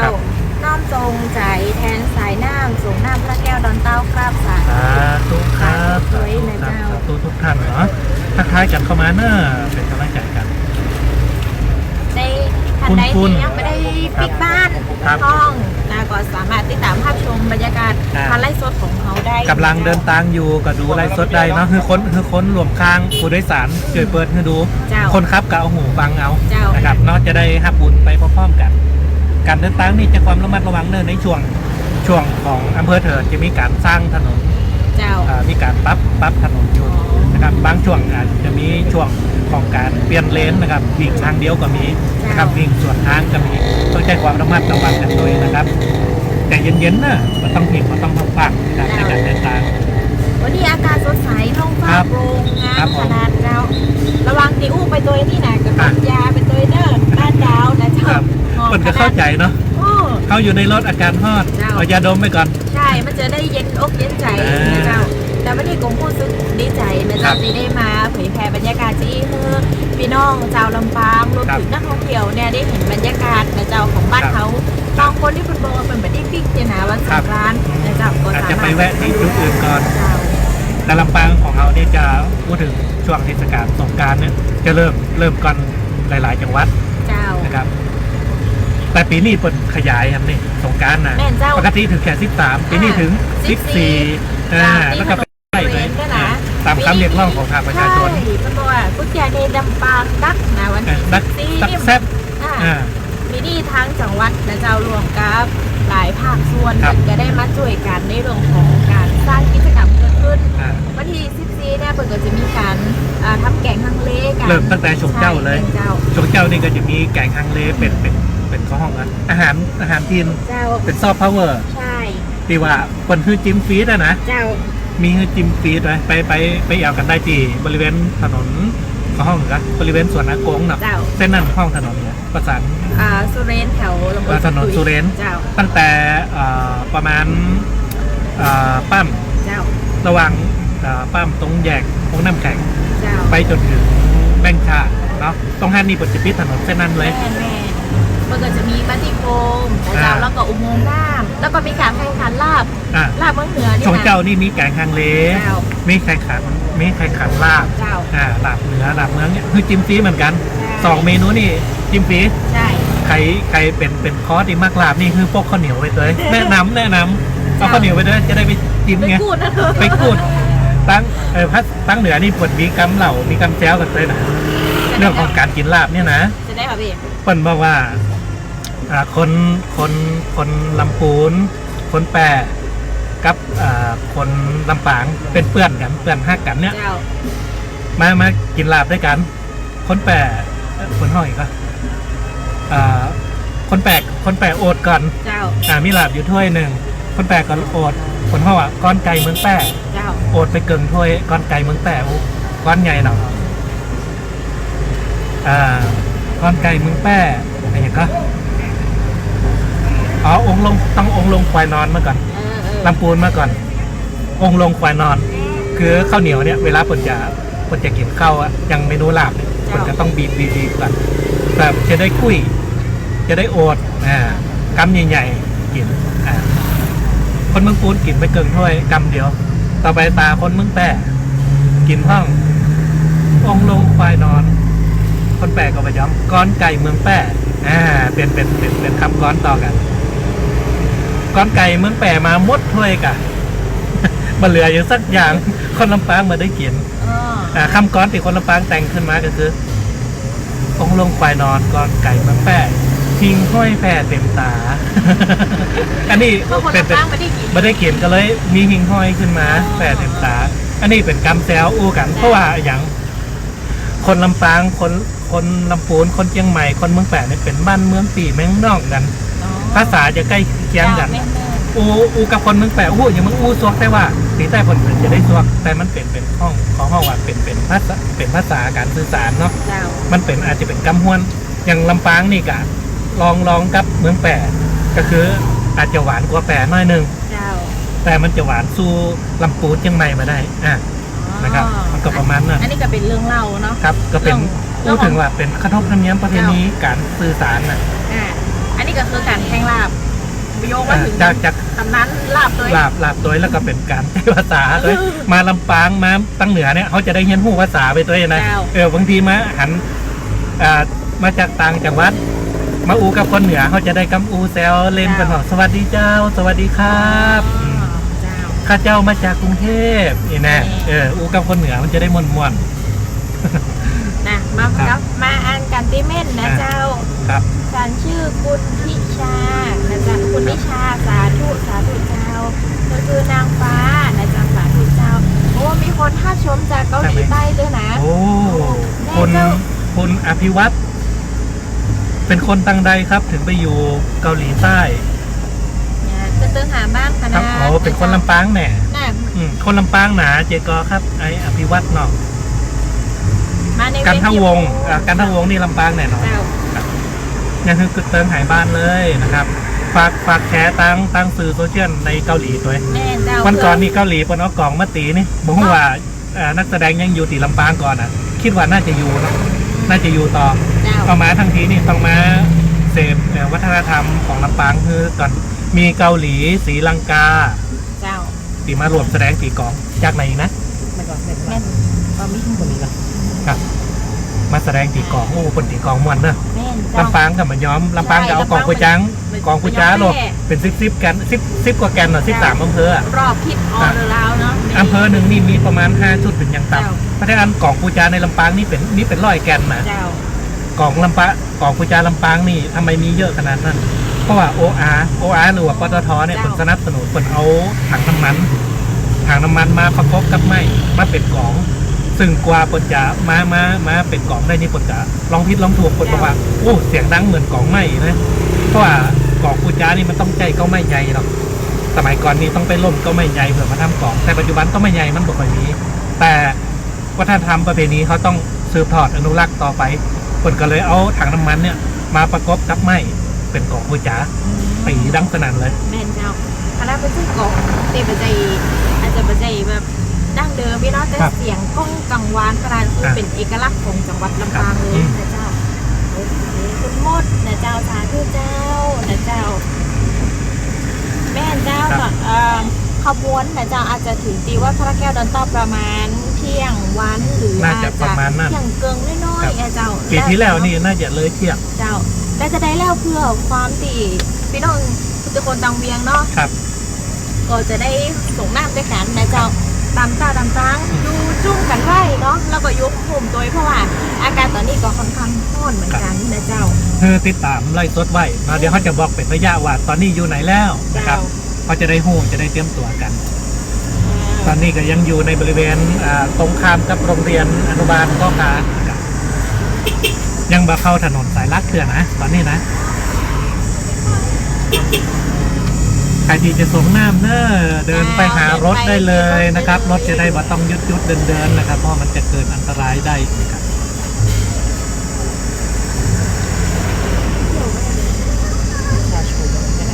ถ้ามีจ้องนะครับมีจ้องหรือว่ามีร่มนะมีกุบหรือว่ามีหมวกนะครับก็ใส่มาตัวเนอะใส่มาตัวอากาศมันร้อนสำรับกรรมรถการวันนี้บอกว่าคุณทีมยังอยู่ก่อนนะเจ้าก่อนในช่วงเจ้าที่ก็จะเป็นพิธีอัญเชิญพระเจ้าแก้วดอนเต้าพระเจ้าแก้วบรมดอนเต้านะเจ้าก็จะสิ้นไปละแล้วก็ตอนนี้นะเจ้าขบวนกำลังจะเดินทางไปที่วัดพระแก้วดอนเต้าไปสู่วัดพระแก้วดอนเต้าจะไปพักอยู่จุดหันแล้วก็จะประกอบพิธีส่งน้ำพระแก้วตรงหันทำไมต้องไปที่วัดพระแก้วดอนเต้าครับเพราะว่า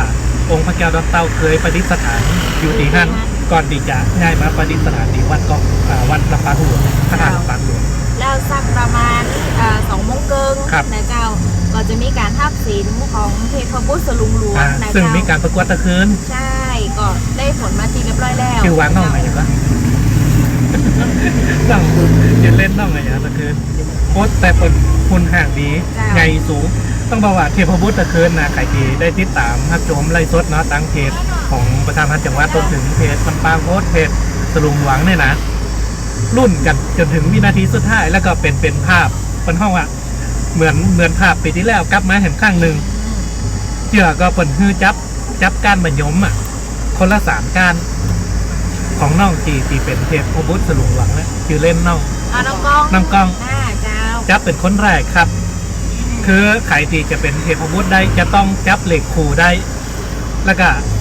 เหล็กขู่ก็คือ1 คะแนนนี่เนาะถ้าได้เหล็กขู่ เลขคู่2อันก็คือ2แต้ม2คะแนนถ้าได้ทั้ง3การเป็นเลขคู่มดก็ได้3แต่น้องกองคนแรกครับจับได้เลขคู่แค่1ก็ได้1คะแนน1ใน3ต่ออันที่เหลือก็เป็นเลขคี่คนที่2ครับเทพบุตรคนที่2ที่เข้ารอบ3คนสุดท้ายมาจับได้เลขคี่ทั้งหมดก็คือกองเชียร์บริเวณงานรวมถึงคนผู้ชมทางบ้านนี่เงียบกิ๊บตุ้มๆต่ำๆรุ่นกัน คนที่3ครับคนสุดท้ายคนก็มาจับ3การเหมือนกันปรากฏว่าได้เลขคู่เพียง1การต่ออันนั่นหมายความว่าได้คะแนนเต่ากับน้องกองคนแรก1-1มาตัดสินตีการสุดท้ายคนละการครับ น่ารุ่นขนาดน้อง โอ้ต้องแบบว่าสายมูสายไสยศาสตร์สิ่งศักดิ์สิทธิ์ตอนนั้นคือกองเชียร์นี่ทุกคนต่างอธิษฐานตั้งจิตใจอยู่มุ่งมั่นติดก้านมายมอยู่เพียง1การต่ออันคือคนก็จับคนละการเนาะน้องกองการหนึ่งแล้วก็แหมคนหนึ่งที่นี่ครับในการสุดท้ายเนี่ยคนก็ใช้วิธีการตัดสินว่าใครได้หมายเลขที่มีเขาเรียกว่าหมายเลขที่มีค่ามากกว่าคนนั้นจะได้เป็นเทพบุตรปรากฏว่าน้องกองครับได้หมายเลขที่โอ้ต้องบอกว่ามันถ้ามันใช่มันต้องใช่แล้วทำไมต้องภาพบรรยากาศเหมือนกับปีที่แล้วเลยมันกลับมานั่นหมายความว่าโอ้ก่อนที่จะจับก้านมะยมนี่ก่อนมีพิธีทางเหนือด้วยนะมีปออาจารย์มาทำพิธีก่อนเลยเพื่อความศักดิ์สิทธิ์ก็คือนิมนต์ขนาดที่ย้อนไปเทพธิดาเนาะเทพธิดาสลุงดวงเป็นคนลำปางเขานี่เองเป็นคนลำปางนะจับคนแรกเลยได้หมดเลยเหรอเนาะ3การได้เหล็กคู่มดคนที่2มาได้เหล็กขีมได้เหล็กคู่อันนึงคนที่3ได้เหล็กขีมดคือเปิ่นจะได้อะลิขิตมาแล้วว่าต้องเป็นคนนี้ที่ใช่ที่ไหนมีขบวนรถจักรยานด้วยเดี๋ยวถ้ามีจังหวะถามว่ามาจากไหนจ้านะนุ่มรอแต่งตัวตีมฮาวายตีมโอ้โหสีสันสดใสครับปั่นจักรยานตั้งใดมาครับบนมาตันตอบนะเป็นว่าลูกตั้งหลังมาจ้ะจ้าเสื้อไลดอกนะเจ้าปีนี้เป็นไอ้ที่จริงนี่เทศบาลนครลำปางคนก็นี่นะไปส่งเสริมนี่ก็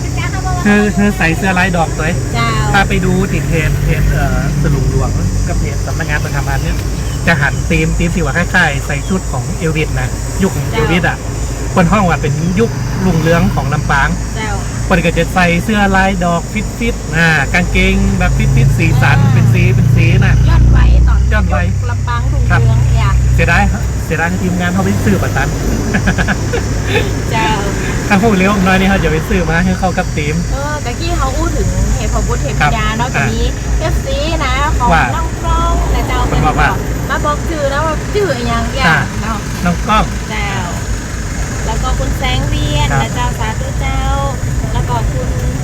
นัทนาปีหน้ามาสองมาด้วยกันเนอะและเจ้าคุณตั้มบอกเทพบุตรคนที่2ลืมล่างมือมาได้เลขสักเบอร์ก่อนที่ผมจะจับการมายมเนี่ยผลฮือล่างมือสะอาดก่อนซึ่งต้องบอกว่าน้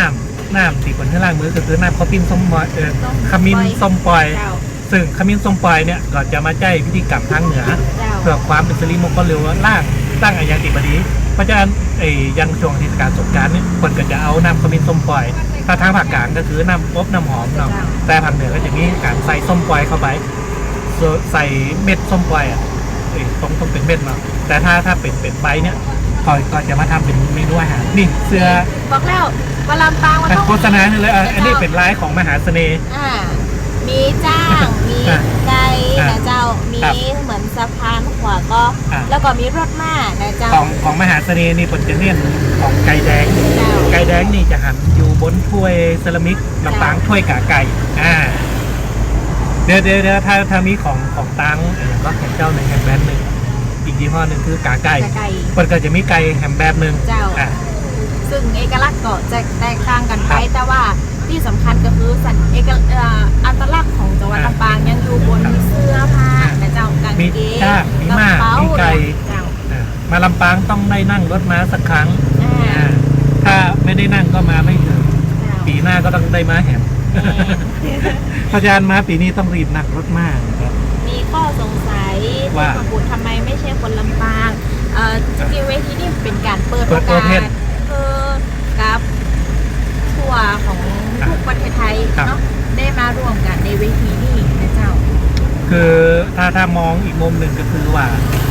มันจะได้เปิดโอกาสคือคนนอกพื้นที่ เจ้า คือคนที่เปิดมาเนี่ยคนที่มีความตั้งใจในการที่จะมาสืบทอดวัฒนธรรมประเพณีสมมุติว่าเปิดได้เป็นเทพบุตรอีกแล้วเปิดก็จะต้องขึ้นไปทำหน้าที่ขบวนแห่สลุงหลวงเดี๋ยววันตอนนี้นะ เจ้า ตีจากวัดพงสนุก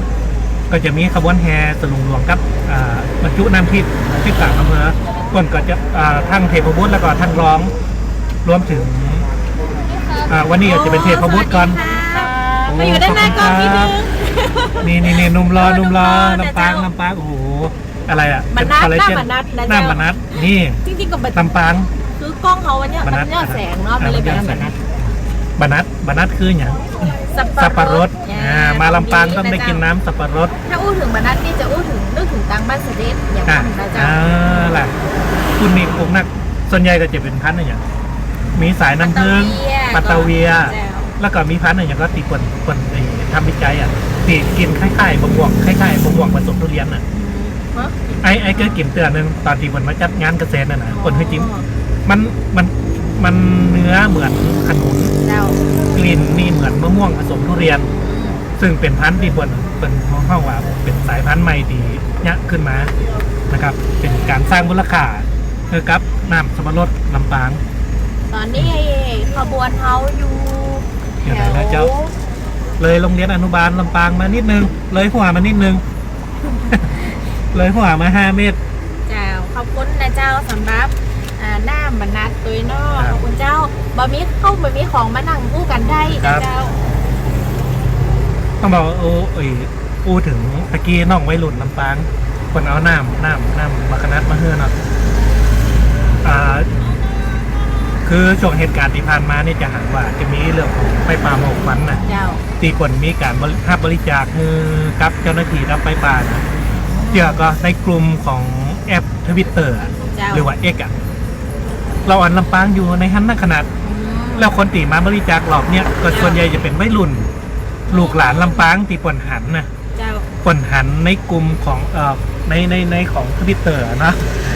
โอ้ปนสั่งซื้อของอะตัวไม่ได้มาปนสั่งแก๊บสั่งเซเว่นสั่งอย่างมาทรงฮื้อนะ เจ้า มาจุดบริจาคติสวทพ่องตี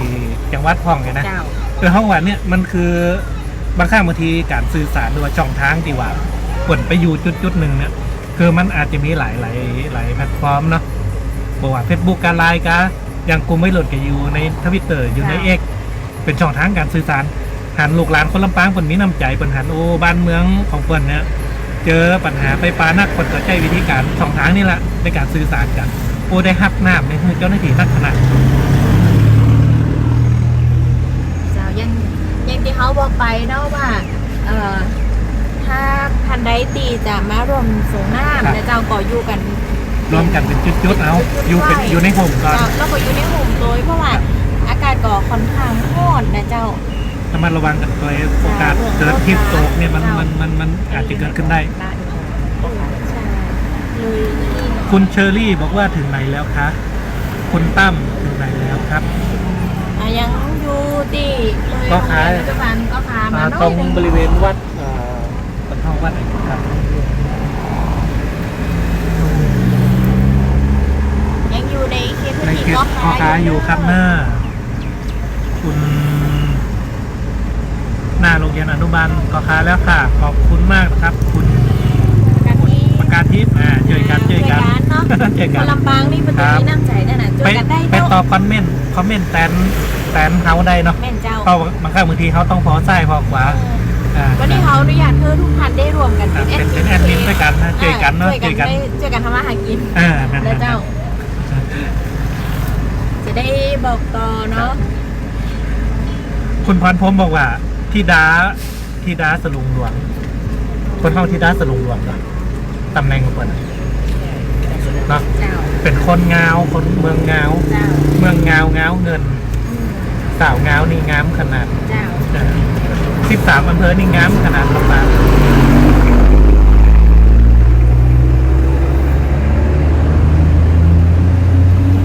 ก็ขบวนตีพานนี่เขาบอกมีการปิดถนนนะ เจ้า จะมีรถน้ำขบวนนะครับ เพราะว่าเขาจะให้พ่อแม่พี่น้องประชาชนเนี่ยได้สัญจรตามปกตินะครับ ในการใช้ชีวิตประจำวันครับเนาะ แต่ก็รับ ครับจะต้องใช้ความระมัดระวังขอบคุณครับขอบคุณครับ เดี๋ยว เนี่ย ก่อน ใน เด้อ คน เดี๋ยว ลำ สอ ปาง บดึกเนียงพอกัน อ่ะ เป็นยุ ชื่อร้านไหนร้านเนี้ยไอ้ร้านนี้เป็นร้านของขายของช้ำ เจ้า อ่า อยู่ข้าง อยู่ตรงข้ามกับวัด พ่อค้าการแพทย์ ข้างก็ค้าการแพทย์ เจ้า อ่าเขาอูก็ค้าการแพทย์นี่เดี๋ยวคนเอาอย่างก็ยาดมมาฮือหรือ แต่คนลำปางคือคนที่ตามไล่ซดเขาอยู่ เจ้า คนอาจจะเข้าใจว่าอยู่ตั้งหลังมันอาจจะมีน้อยหนึ่งหรือว่าฟังเขาบ่ฮู้เรื่องก็เลือกเครื่องดื่มมาฮือเพื่อฟื้นฟูสมอง เพราะว่าช่วงนี้ต้องยอมรับว่าพักผ่อนน้อยเนาะ แล้วเพื่อ รับดึกอ่ะ ใช่ ตั้งแต่วันที่ 8 เป็นต้นมากับกิจกรรมเทศกาลอย่างก็กองสลุงหลวงกองใหญ่ปีใหม่เมืองลำปางนะ เจ้า เพจสำนักงานประชาสัมพันธ์เนี่ยก็จะถ่ายทอดเกือบทุกกิจกรรม ต้องขอบคุณทางสื่อมวลชนทางที่เขาขายโดยที่ว่าเขารวมด้วยใจกันเนี่ยนะถ้าเฉพาะบุคลากรเขาอย่างเดียวก็อาจจะบอสามารถที่จะ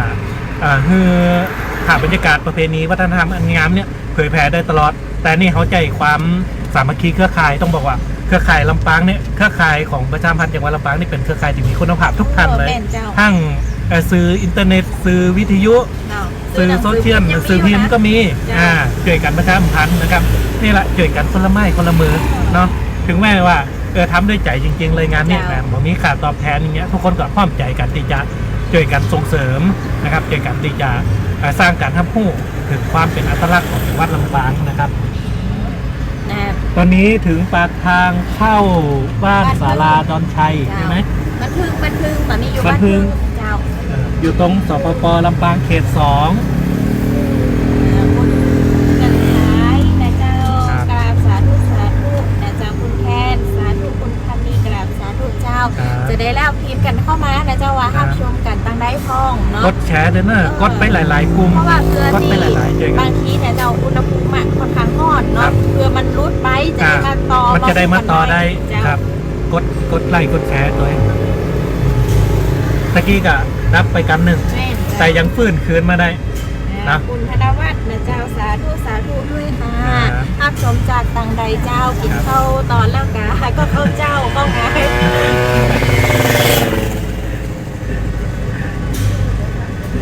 คุณผู้ชมทางบ้านกินข้าวแล้วกานะครับส่วนหมูเฮาก็ทีมงานยังไม่ได้กินเจ้า ตะกี้เนาะ ก็กินขนมร้องต้องคุณยาย เจ้า ต้องขอบคุณคุณยายตัวพ้องต้องมา มันบอกว่าเธอขนมคุณแล้วต้องห้ามห้องคุณยายให้ห้องปี คุณพี่ น่ะคุณพี่ สาวน้อยเมืองปานสาวน้อยลำปางขออนุญาตวางกำเนอะ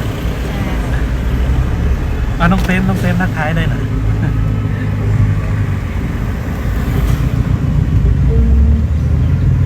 สมพัฒน์ทางอาจือพี่ต้องขออภัยนะเจ้าเพราะว่าแอดมินนี่ค่อนข้างที่จะเป็นลูกครึ่งของภาคกลางแล้วก็เหนือเนาะอังกฤษเลยบางทีมันน่าจะ บอกค่อยแม่น มาค่อยแม่น ครับถ้าตั้งเหนือเขาเรียกว่าปลาแรดนิดนึงวันนี้ต้องขอบคุณตังหอจก NK อลูมิเนียมลำปาง เจ้า ที่คนได้คือความอนุเคราะห์นะครับในการจัดรถบุษบกอัญเชิญองค์พระแก้วดอนเต้ากับไปประดิษฐานชั่วคราวที่บริเวณขวงนคร5 แยกนาฬิกาเพื่อจะได้ให้พ่อแม่พี่น้องประชาชนนะครับได้ร่วมสักการะส่งน้ำองค์พระแก้วนะครับได้บุญได้จกได้ใจกันในช่วงเทศกาลสงกรานต์ปีใหม่นะครับงานสลุงหลวงกองใหญ่ปีใหม่เมืองนครลำปาง 2568 ครับ คุณดีคุณได้ร่วมกันสาธุนะเจ้าบางคนกำลังรออยู่ทางเวียงนะเจ้าก็รับชมได้เนาะเดี๋ยวเขาจะได้อัปเดตบรรยากาศแล้วก็ตำแหน่งเนาะว่าตอนนี้ขบวนอยู่ตรงไหนแล้วนะเจ้ามาร อท่าตรงขั้นตรงนี้กับเอิญบอกได้เนาะ เดี๋ เดี๋ ย ยว วเป็นมุ้งไหว ครับเดี๋ยวเขาจะได้จ่วยยุดรถให้ตัวเองเพราะว่ารถของเขาจะอยู่หน้าข ห บ น้า วน ขบวนเจ้าท่านใดที่อยากได้ภาพงามๆนะเจ้าวันนี้ทีมลำปางโพดก็ได้มาร่วมถ่ายภาพบรรยากาศนะเจ้าอยากให้หัน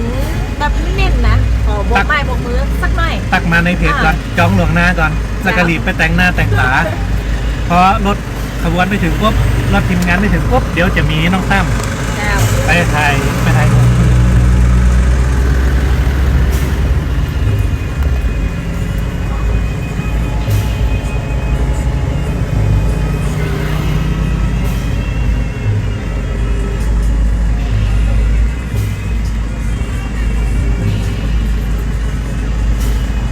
เบิ้งยังกำเพลงที่มันว่านะไอ้ใจ ครับ พอข้างกลาง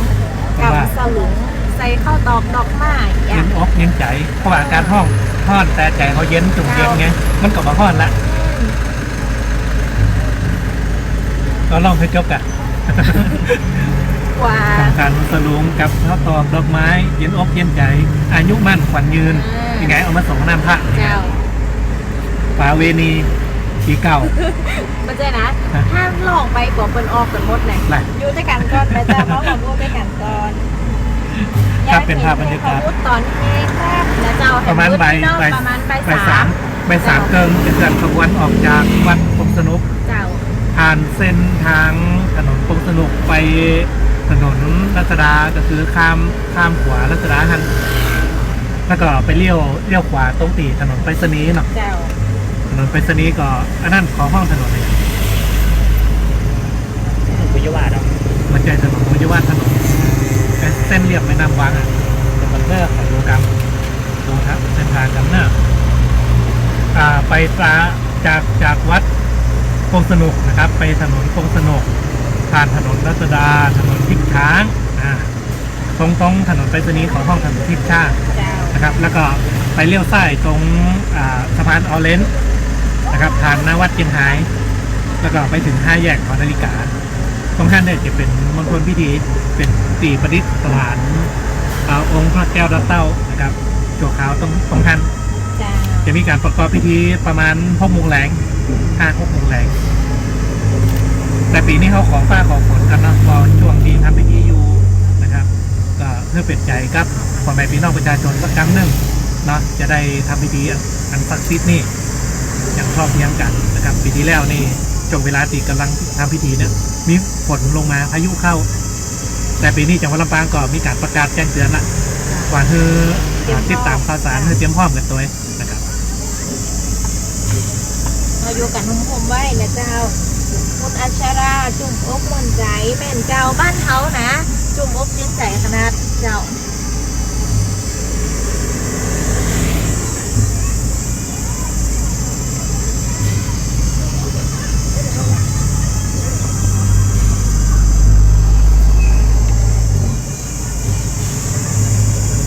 คุณวิราพรกาบสาธุค่ะคุณนัท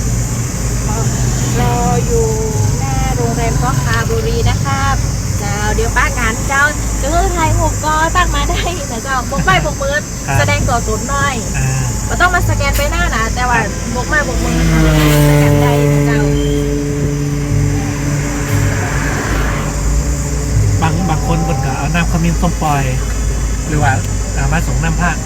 บางคนเอาน้ำเปล่ามาให้ เจ้า แล้วก็ขอน้ำขมิ้นส้มปล่อยจากรถบุษบกเพื่อความเป็นสิริมงคลเอาไปผมในบ้าน รถพรมบ้าน ครับ เขาลูกหลานนะเจ้าท่านใดที่ไม่ได้เข้ามา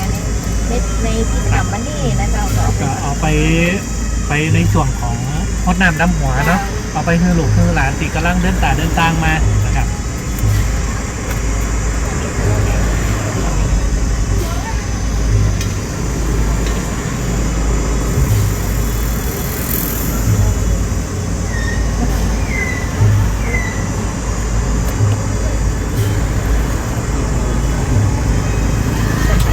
ต้นเนี่ยปิดแต่ง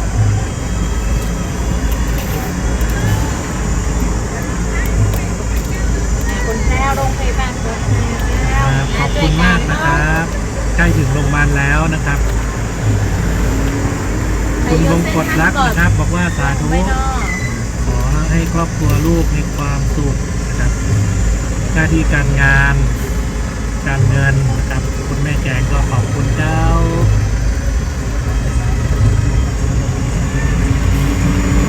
อยู่กันเป็นคู่ไม่เจ้า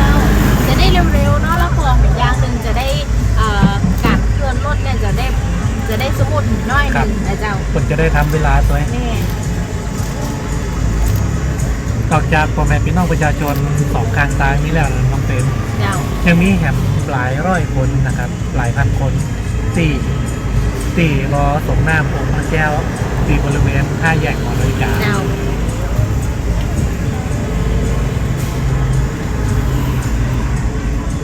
สำหรับการถ่ายทอดวันนี้เนาะ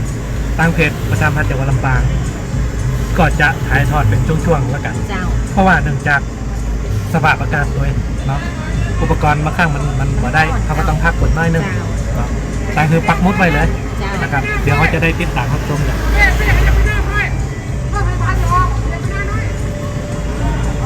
ติดตามในเพจนะเจ้ากดติดตามเพจไว้เนาะเพื่อว่าเขาลงไล่จะได้มาตุยกันต่อได้นะเจ้าและแถมด้วยเขาก็มีไล่สดเหมือนกันนะ มี เจ้า ครับในโจกขบวนแห่ ใช่นะ ข เจ้า บวนแห่สนามหลวงแล้วก็น้ำทิพย์ เจ้า ครับ เป็นจะลงได้ตรงไหน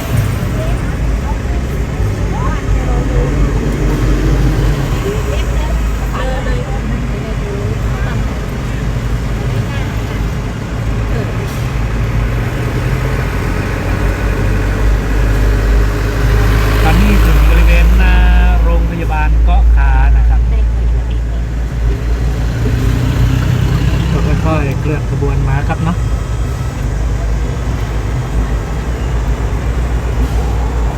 เป็นจะได้กันท่องและเจ้าตักมากันได้เนาะเข้าหรือยัง ในพื้นที่เกาะขาบางคนผลก็ได้อยู่ในเส้นทางบนก็ขับรถมาดักล้อนะ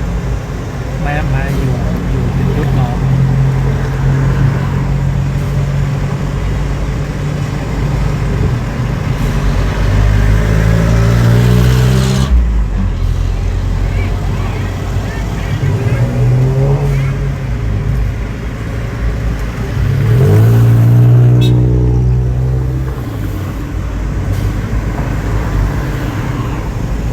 เดี๋ยวถ้าเขาลงไล่นะเจ้าไปแล้วก็จะมีการรายงานพิกัดของขบวนนะเจ้าว่าตรงอยู่ตรงไหนแล้ว ตรงไหนละ ในเพจสำนักงานประชาสัมพันธ์เหมือนกันนะเจ้าเขาก็ทำอินโฟไว้ตัวเองเนาะอาจจะรีโพสต์หน่อยนึงเพราะว่าเขาจะได้เติมพิกัดตรงพันไปเรื่อยๆนะเจ้าก็ติดตามกันไว้หันช่องทางนึงเนาะเพื่อเขาลงไล่ลงพันก็จะได้รู้ว่าเวลานี้นะเจ้าขบวนอยู่ตัดใดของแล้วนะเจ้า ครับ จะได้มาร่วมกันสะสมพระเจ้าแก้วดอนเต้าในวันนี้เจ้าคุณสมพรสาธุสาธุเจ้าคุณสมพรนักชมอยู่ตังใดเจ้าใจคนลำปางก็นะเจ้า ฝากกดแชร์กันนักๆนะครับเนอะฝากกดแชร์ด้วยนะครับ ต้องบอกว่า เดี๋ยวจะได้ติดตามกัน ยังเจ้าขนมได้เยอะมากสวัสดีทุกท่านนะเจ้าถึง100 กว่าคนที่ได้ความติดตามบรรยากาศที่นี่เนาะ ครับ จะไม่ล่ากันไปไหนเดียนะเจ้ามาพิมพ์ดูตั้งใจกันได้เนาะ เข้ามาอู้มาจ๋ากันได้นะครับ จ้าว อยู่ตังใดเดินทางถึงไหนกันแล้วนะครับ เพราะว่าบางทีครอบครัวของผู้ที่เดินทางกำลังติดตามรับชมไลฟ์สดอยู่เพื่อจะได้รู้ว่าตอนนี้ลูกถึงนี้แล้วนะ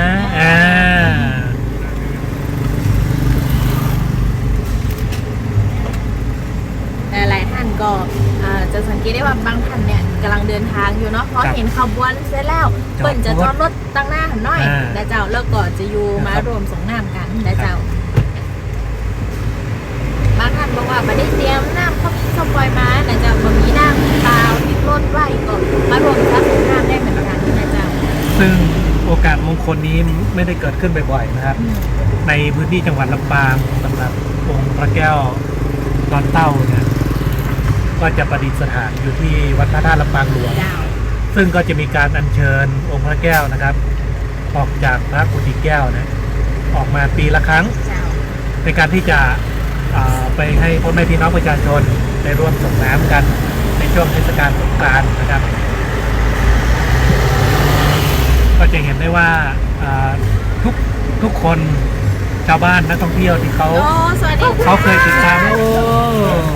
อันนี้ ครับ พี่แมมนะเจ้า ครับ ก็เป็นผู้ซื้อข่าว เป็น จังห สื่ วั อ ด มวลช ลำปาง นเป็นเครือข่ายของประจำพันจังหวัดด้วย เจ้า นะครับเอาน้ำมาให้ ข่าวมันคือน้ำเย็น ขอบคุณ ๆ จัง นะ นะ เจ้า ขอบคุณจังนะ ตาหน้าเป็นเศรษฐี อ่า เจ้าเอาก่อนจิ้มน้ำไปตัวนี้นะเจ้าระวังจริงเขาพูดว่าอากาศก็ค่อนข้างร้อน ไต่ที่กำลังรออยู่นะเจ้าอยู่โฮมจิ๊บน้ำร้อน เห็นไหม น่ะ มีคนยกน้ำให้กับเจ้าหน้าที่ ใช่ บนบุตรบกด้วยนะครับ ภาพบรรยากาศที่เป็นภาพดีน่าประทับใจทุกปี ครับ นะเจ้าที่ได้มารวมถ่ายทอดบรรยากาศที่ทุกท่านได้ติดตามตั้งข้างเขานี่เป็นพยาบาลนะเจ้าเป็นก็ได้ กลุ่ มาม เจ้าหน้าที่ รอ ครับ นับในการส่งหน้าเหมือนกันนะเจ้า ก็จะใช้ช่วงเวลาพักเบรกนะครับมาส่งน้ำองค์พระแก้วนะครับ เชื่อได้ว่าบุคลากรที่อยู่ในโรงพยาบาลรวมถึงคนไข้ผู้ป่วย ค่ะ ก็อาจจะฝากเจ้าหน้าที่มาส่งน้ำด้วย ค่ะ จะได้รับพรรับบุญร่วมกัน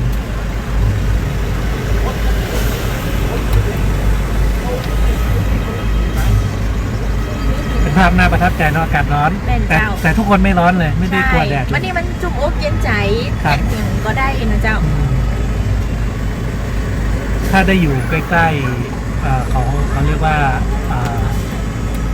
น้ำขมิ้นส้มปล่อยอะมันจะมีความกลิ่นหอม เจ้าก ลิ่นหอมของน้ำอบน้ำหอม น้ำขมิ้นส้มปล่อยทำให้เราหายใจโล่งขึ้นอ่ะ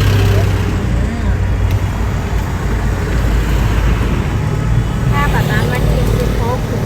18หน้าไม่มีงานปีใหม่วัดพระธาตุลำปางเจ้าเขาเส้นในถ้วยกะไก่ก็เจ้า ครับ เขาเส้นทางในถ้วยกะไก่ก็เจ้า อ๋อหมายถึงแยกยาเป้าขบวนเนี้ยผ่านตรงนั้นหรือเปล่า ปีที่แล้วผ่านไหมเอาปีที่แล้วว่า ปีแล้วผ่านเจ้า ปีนี้ก็น่าจะผ่านนะ นั่นเพราะว่าเส้นทางเป็นมีการปรับเปลี่ยนเล็กน้อยนะเจ้า เพราะว่าตัวในเมืองบางเส้นทางจะมีการปรับปรุงเส้นทางด้วย เจ้า นะครับ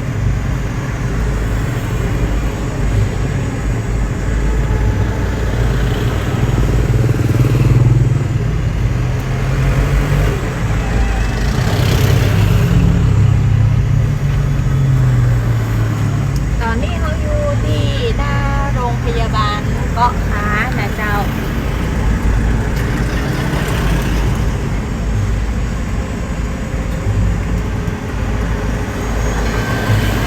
อีกสักครู่ก็จะเข้าถนนสายหลักนะครับถนนพหลโยธิน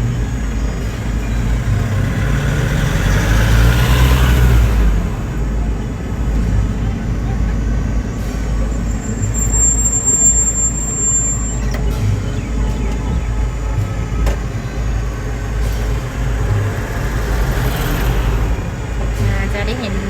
ว่าข้างๆเนี่ยรถกายไปเพื่อจะมีการชมพระน้ำนะเจ้าเพื่อกับรถในการเดินทางสะดวกปลอดภัยเนาะถ้าหันขบวนรถนะเจ้าบดีขับไวเนอร์ก่อยๆครับมานะเจ้าเพราะว่าจะเป็นรถเครื่องรถใหญ่ก็ดีนะเจ้าก็มาก่อยๆครับมานะเจ้า ตลอดเส้นทางเนาะที่มีประชาชนมาส่งน้ำนะครับ เจ้าหน้าที่ก็จะพรมน้ำให้กับประชาชนด้วยนะครับ เขามี เพื่อ สอ ค ง วาม ภา สิ ษา ริมงคล เป็นร่ามตัวเองนะเจ้า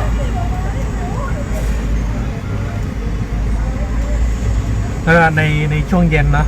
ที่ลานของนครนะครับ ก็จะมีพิธีเจริญพระพุทธมนต์แล้วก็ส่งน้ำพระเจ้าแก้วดอนเต้าด้วยนะครับ ก็เชิญชวนทุกท่านเนาะไปรับบุญรับพร ดีให้แยกของนาฬิกา ที่ห้าแยกนาฬิกา ตรงจุดนั้นคิดว่าตอนนี้น่าจะมีการเล่นน้ำกันแล้วนะปีที่แล้วนี่เล่นน้ำตั้งแต่ช่วงสายๆแล้ว เจ้า แล้วก็วันเนี้ยเลยเที่ยงคืนแน่นอนที่ลำปางในตัวเมือง แม่ ตามเล่นน้ำกันพรุ่งนี้ก็เล่นอีก เจ้า เล่นน้ำ 14 14 ใคร พรุ่ง จะ นี้ เอาตอน15ก็ได้เนาะบางบ้านเป็น15 16 พรุ่งนี้ 14วันที่ 13มีครับตอนบ่ายโมงก็จะมีขบวนแห่จุงพระของทั้ง13อำเภอนะครับ ตั้งแต่ลานสถานีรถไฟนครลำปางนะครับ ไปยังมิวเซียมตลาดกลางเก่านะครับ ที่ตลาดออมสินเส้นทางถนน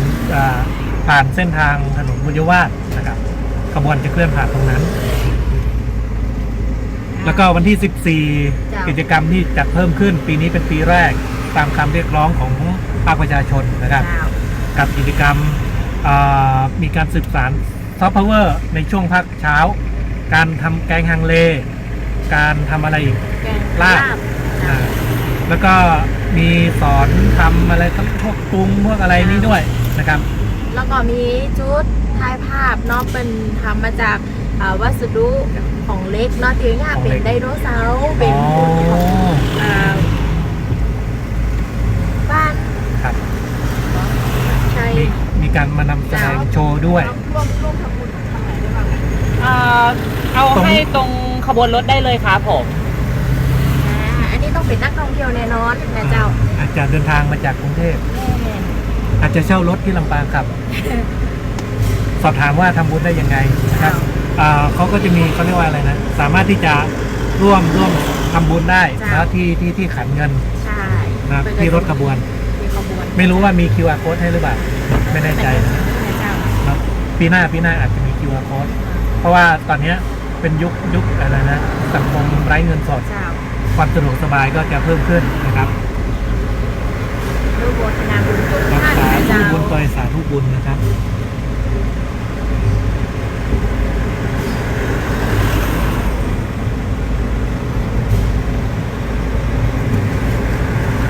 พูดถึงวันที่ 14 เนาะช่วงพักเช้าเนี่ยก็จะเป็นการ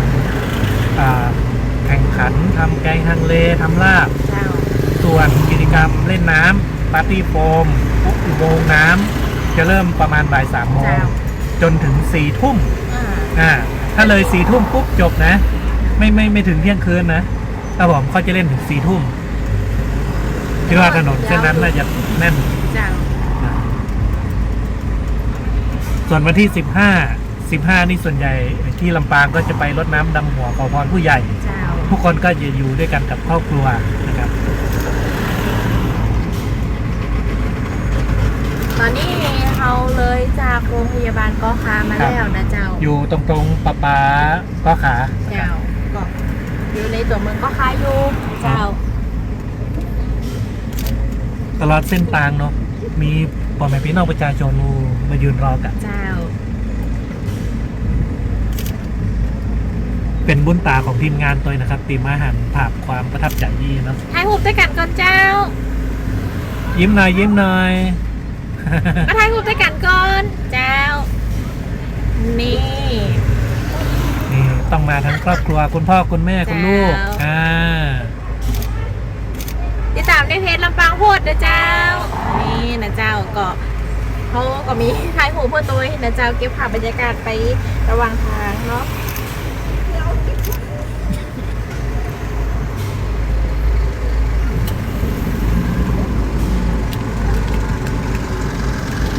มีพรมน้ำให้กับรถโดยสารรถที่เดินทางนะ ใช่คือเดินทางปลอดภัยนะเจ้า คือ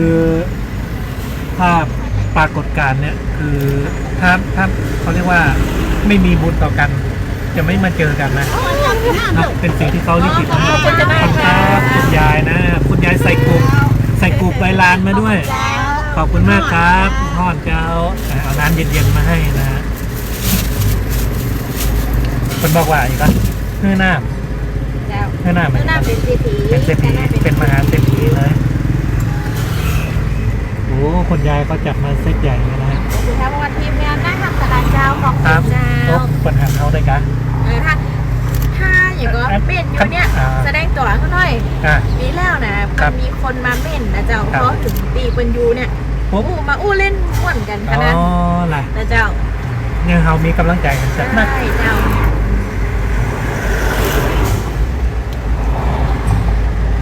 อยู่ในคุ้มไส้ กินน้ำอบน้ำหอมเข้าถึงรสเลยเนาะ เจ้าหอมน้ำบรรยากาศที่นี่นะ ครับ ถ้ามันเข้าต้นเดือนเมษาไม่ได้กินอายของความสงกรารที่มัน ครับ ถึงมาเลยนะเจ้า เหล็กงามก่อนน้องเต็ม น่ะ81นะเจ้า3653เขาบอกเหล็กมงคลเทิดนะเจ้า ครับ เพื่อทันใด ได้หน่วยนะ มาได้ใบนะ แต่ว่า ครับ ถ้าทันใดได้ก็แบ่งมาได้นะเจ้า อาจจะมีบุญต่อกันก็ได้เนอะ แม่นเจ้าเหล็กงามเจ้า สองตัวบนนี่หันตัวน้อยๆ86นะตะกี้นะ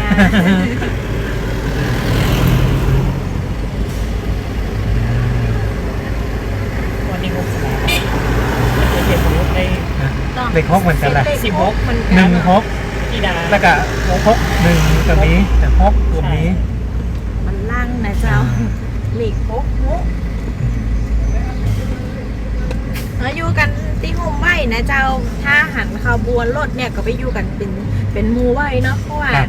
เปิ้นมีเจ้าหน้าที่นะเจ้าที่เปิ้นจะคอยเฮือน้ำทุกท่านนะเจ้าบ่ต้องกลัวแบบมาได้นะ เพราะว่ามันมีอยู่บนรถท่านนักขนาดนะเจ้าก็บริการเพื่อทุกท่านนะเจ้าได้น้ำข้าวมิ้นส้มปล่อยนะเจ้าได้ทุกท่านเลย ก็เป็นน้ำตีสงฆ์องค์พระแก้วน้ำเต้านะ เจ้า ก็ผลกระตักมาแบ่งให้เกิดความเป็นสิริมงคลนะครับ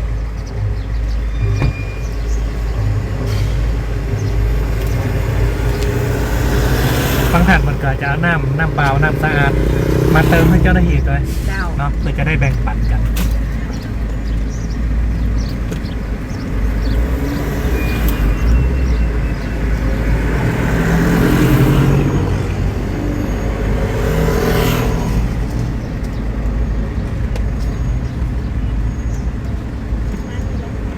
ตอนนี้เขากำลังเลย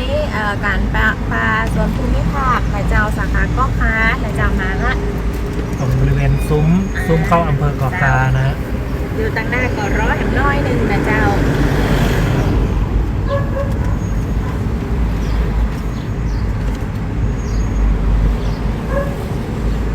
วันนี้ตลอดทั้งวันนะครับในตัวเมืองลำปางนี่ก็จะมีการจัดงานสลุงหลวงกองใหญ่ปีใหม่เมืองนะครับ ก็เชิญไปร่วมนะครับไปร่วมสืบสานประเพณีวัฒนธรรมกันได้นะครับ วันนี้คาดว่าลูกหลานชาวลำปางรวมถึงนักท่องเที่ยวอาจจะเดินทางมาถึงลำปางแล้วนะครับ ก็ไปแวะไปสักการะองค์พระเจ้าแก้วดำเต้านะครับได้นะครับถ้าที่บริเวณกวางนครก็น่าจะหลังจาก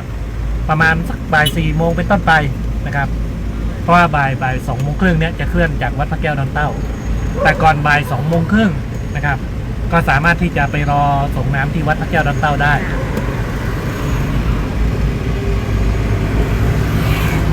เห็นป้ายซุ้มของอำเภอเกาะกานะครับมีวัดพระธาตุนะแล้วก็ตอนนี้มีปีฉลูปี ลำปางหลวงนะเจ้า ปีวัวเนาะแล้วก็มีพระธาตุลำปางหลวง มีสลุงหลวง มีหลวงพ่อเกษม มีหลวงพ่อเกษมมีรถม้า จะมีวัดพระธาตุ จอมปิงวัดพระธาตุอะไรนะเขาเรียกว่าในด้านซ้ายอ่ะ องค์พระธาตุของที่นี่แหละที่อำเภอเกาะคาเนี่ยแหละ อ๋อเจ้า ครับ ตรงนี้ก็อีกวัดหนึ่งก็จะเป็นมีปรากฏการณ์หักพระธาตุกับหัวเหมือนกันนะครับ พระธาตุเสด็จ ฮะ พระธาตุเสด็จ ไม่ใช่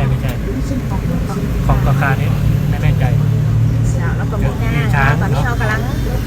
เคลื่อนมาละนะเจ้ากำลังจะเข้าสู่เส้นหลัก รั เนาะ บส่งจากหน้าห้างเซ็นทรัลและหน้าห้างบิ๊กซีในสถานที่จัดงานทุกวันแล้วพบกัน เดี๋ยวสักกรรมนะเจ้า 11-16 งานเขาจะได้ล่วงหน้าไปรอการไปพักอุปกรณ์สักกรรมหนึ่งแล้วก็จะได้พักรถตัวเพราะว่าคนขับรถส่งสัญญาณมาแล้วว่าขอ หิวข้าว ขอเข้าน้ำ จะเป็น ก ปี รรมเจ้าเนาะเดี๋ยวเขาจะได้พักอุปกรณ์สักกรรมนะเจ้าก็จะได้ล่วงหน้าไปก่อน ลวงหน้าไปแล้วกันเดี๋ยวเขาจะเริ่มไล่กันแหมไล่หนึง แม่นเจ้าจะ ค ได้ รับ พักอุปกรณ์ เนาะ เนาะ ปักหมุดไว้เนอะปักหมุดไว้นะครับ เดี๋ยวมาติดตามไล ช่วง ฟ์ นี้ยังอู้ด้วยกันได้อยู่ ครับ นะเจ้าเดี๋ยวถ้าเขาลงไล่ก่อนมาอู้กันไม่เนอร์จะ ติด ไปลืมนะ ติด เจ้า ปักหมุดไว้ก่อนนะฮะ กดติดตาม จะได้ เน็ต ไม่ ไล่ พลาด นะเจ้า ครับ วันนี้เขาก็จะมีการไล่สดเนาะในช่วงบ่ายตุ้ยนะเจ้า ครั ก็ บ ฝากติดตามไล่ตุ้ยเจ้า เอาจนมืดแหละจน อ่า จนพิธีเจริญพระพุทธมนต์พิธีส่งน้ำพระเสร็จนะครับ จะได้ความบรรยากาศเป็ ตรงนี้ก็จะเป็นเส้นถนนสายหลักละ เจ้า วันนี้ถนนค่อนข้างที่จะโล่งนะไม่แออัดเท่าไหร่นะ ตอนนี้เขาก็เลยขบวนมาไกลละนะเจ้าก็จะได้เห็นบรรยากาศต่างหน้าตัวเนาะว่ามีท่านใดที่กำลังรออยู่นะเจ้าว่าผ่านเส้นทางได้พ่องเนาะ ตอนนี้เข้าสู่ถนนสายหลักแล้วนะครับถนนพหลโยธิน เจ้า เดี๋ยวทีมงานจะขออนุญาตไปล่วงหน้าน้องไปพักอุปกรณ์แป๊บนึงเดี๋ยวขึ้นไลฟ์ใหม่นะครับ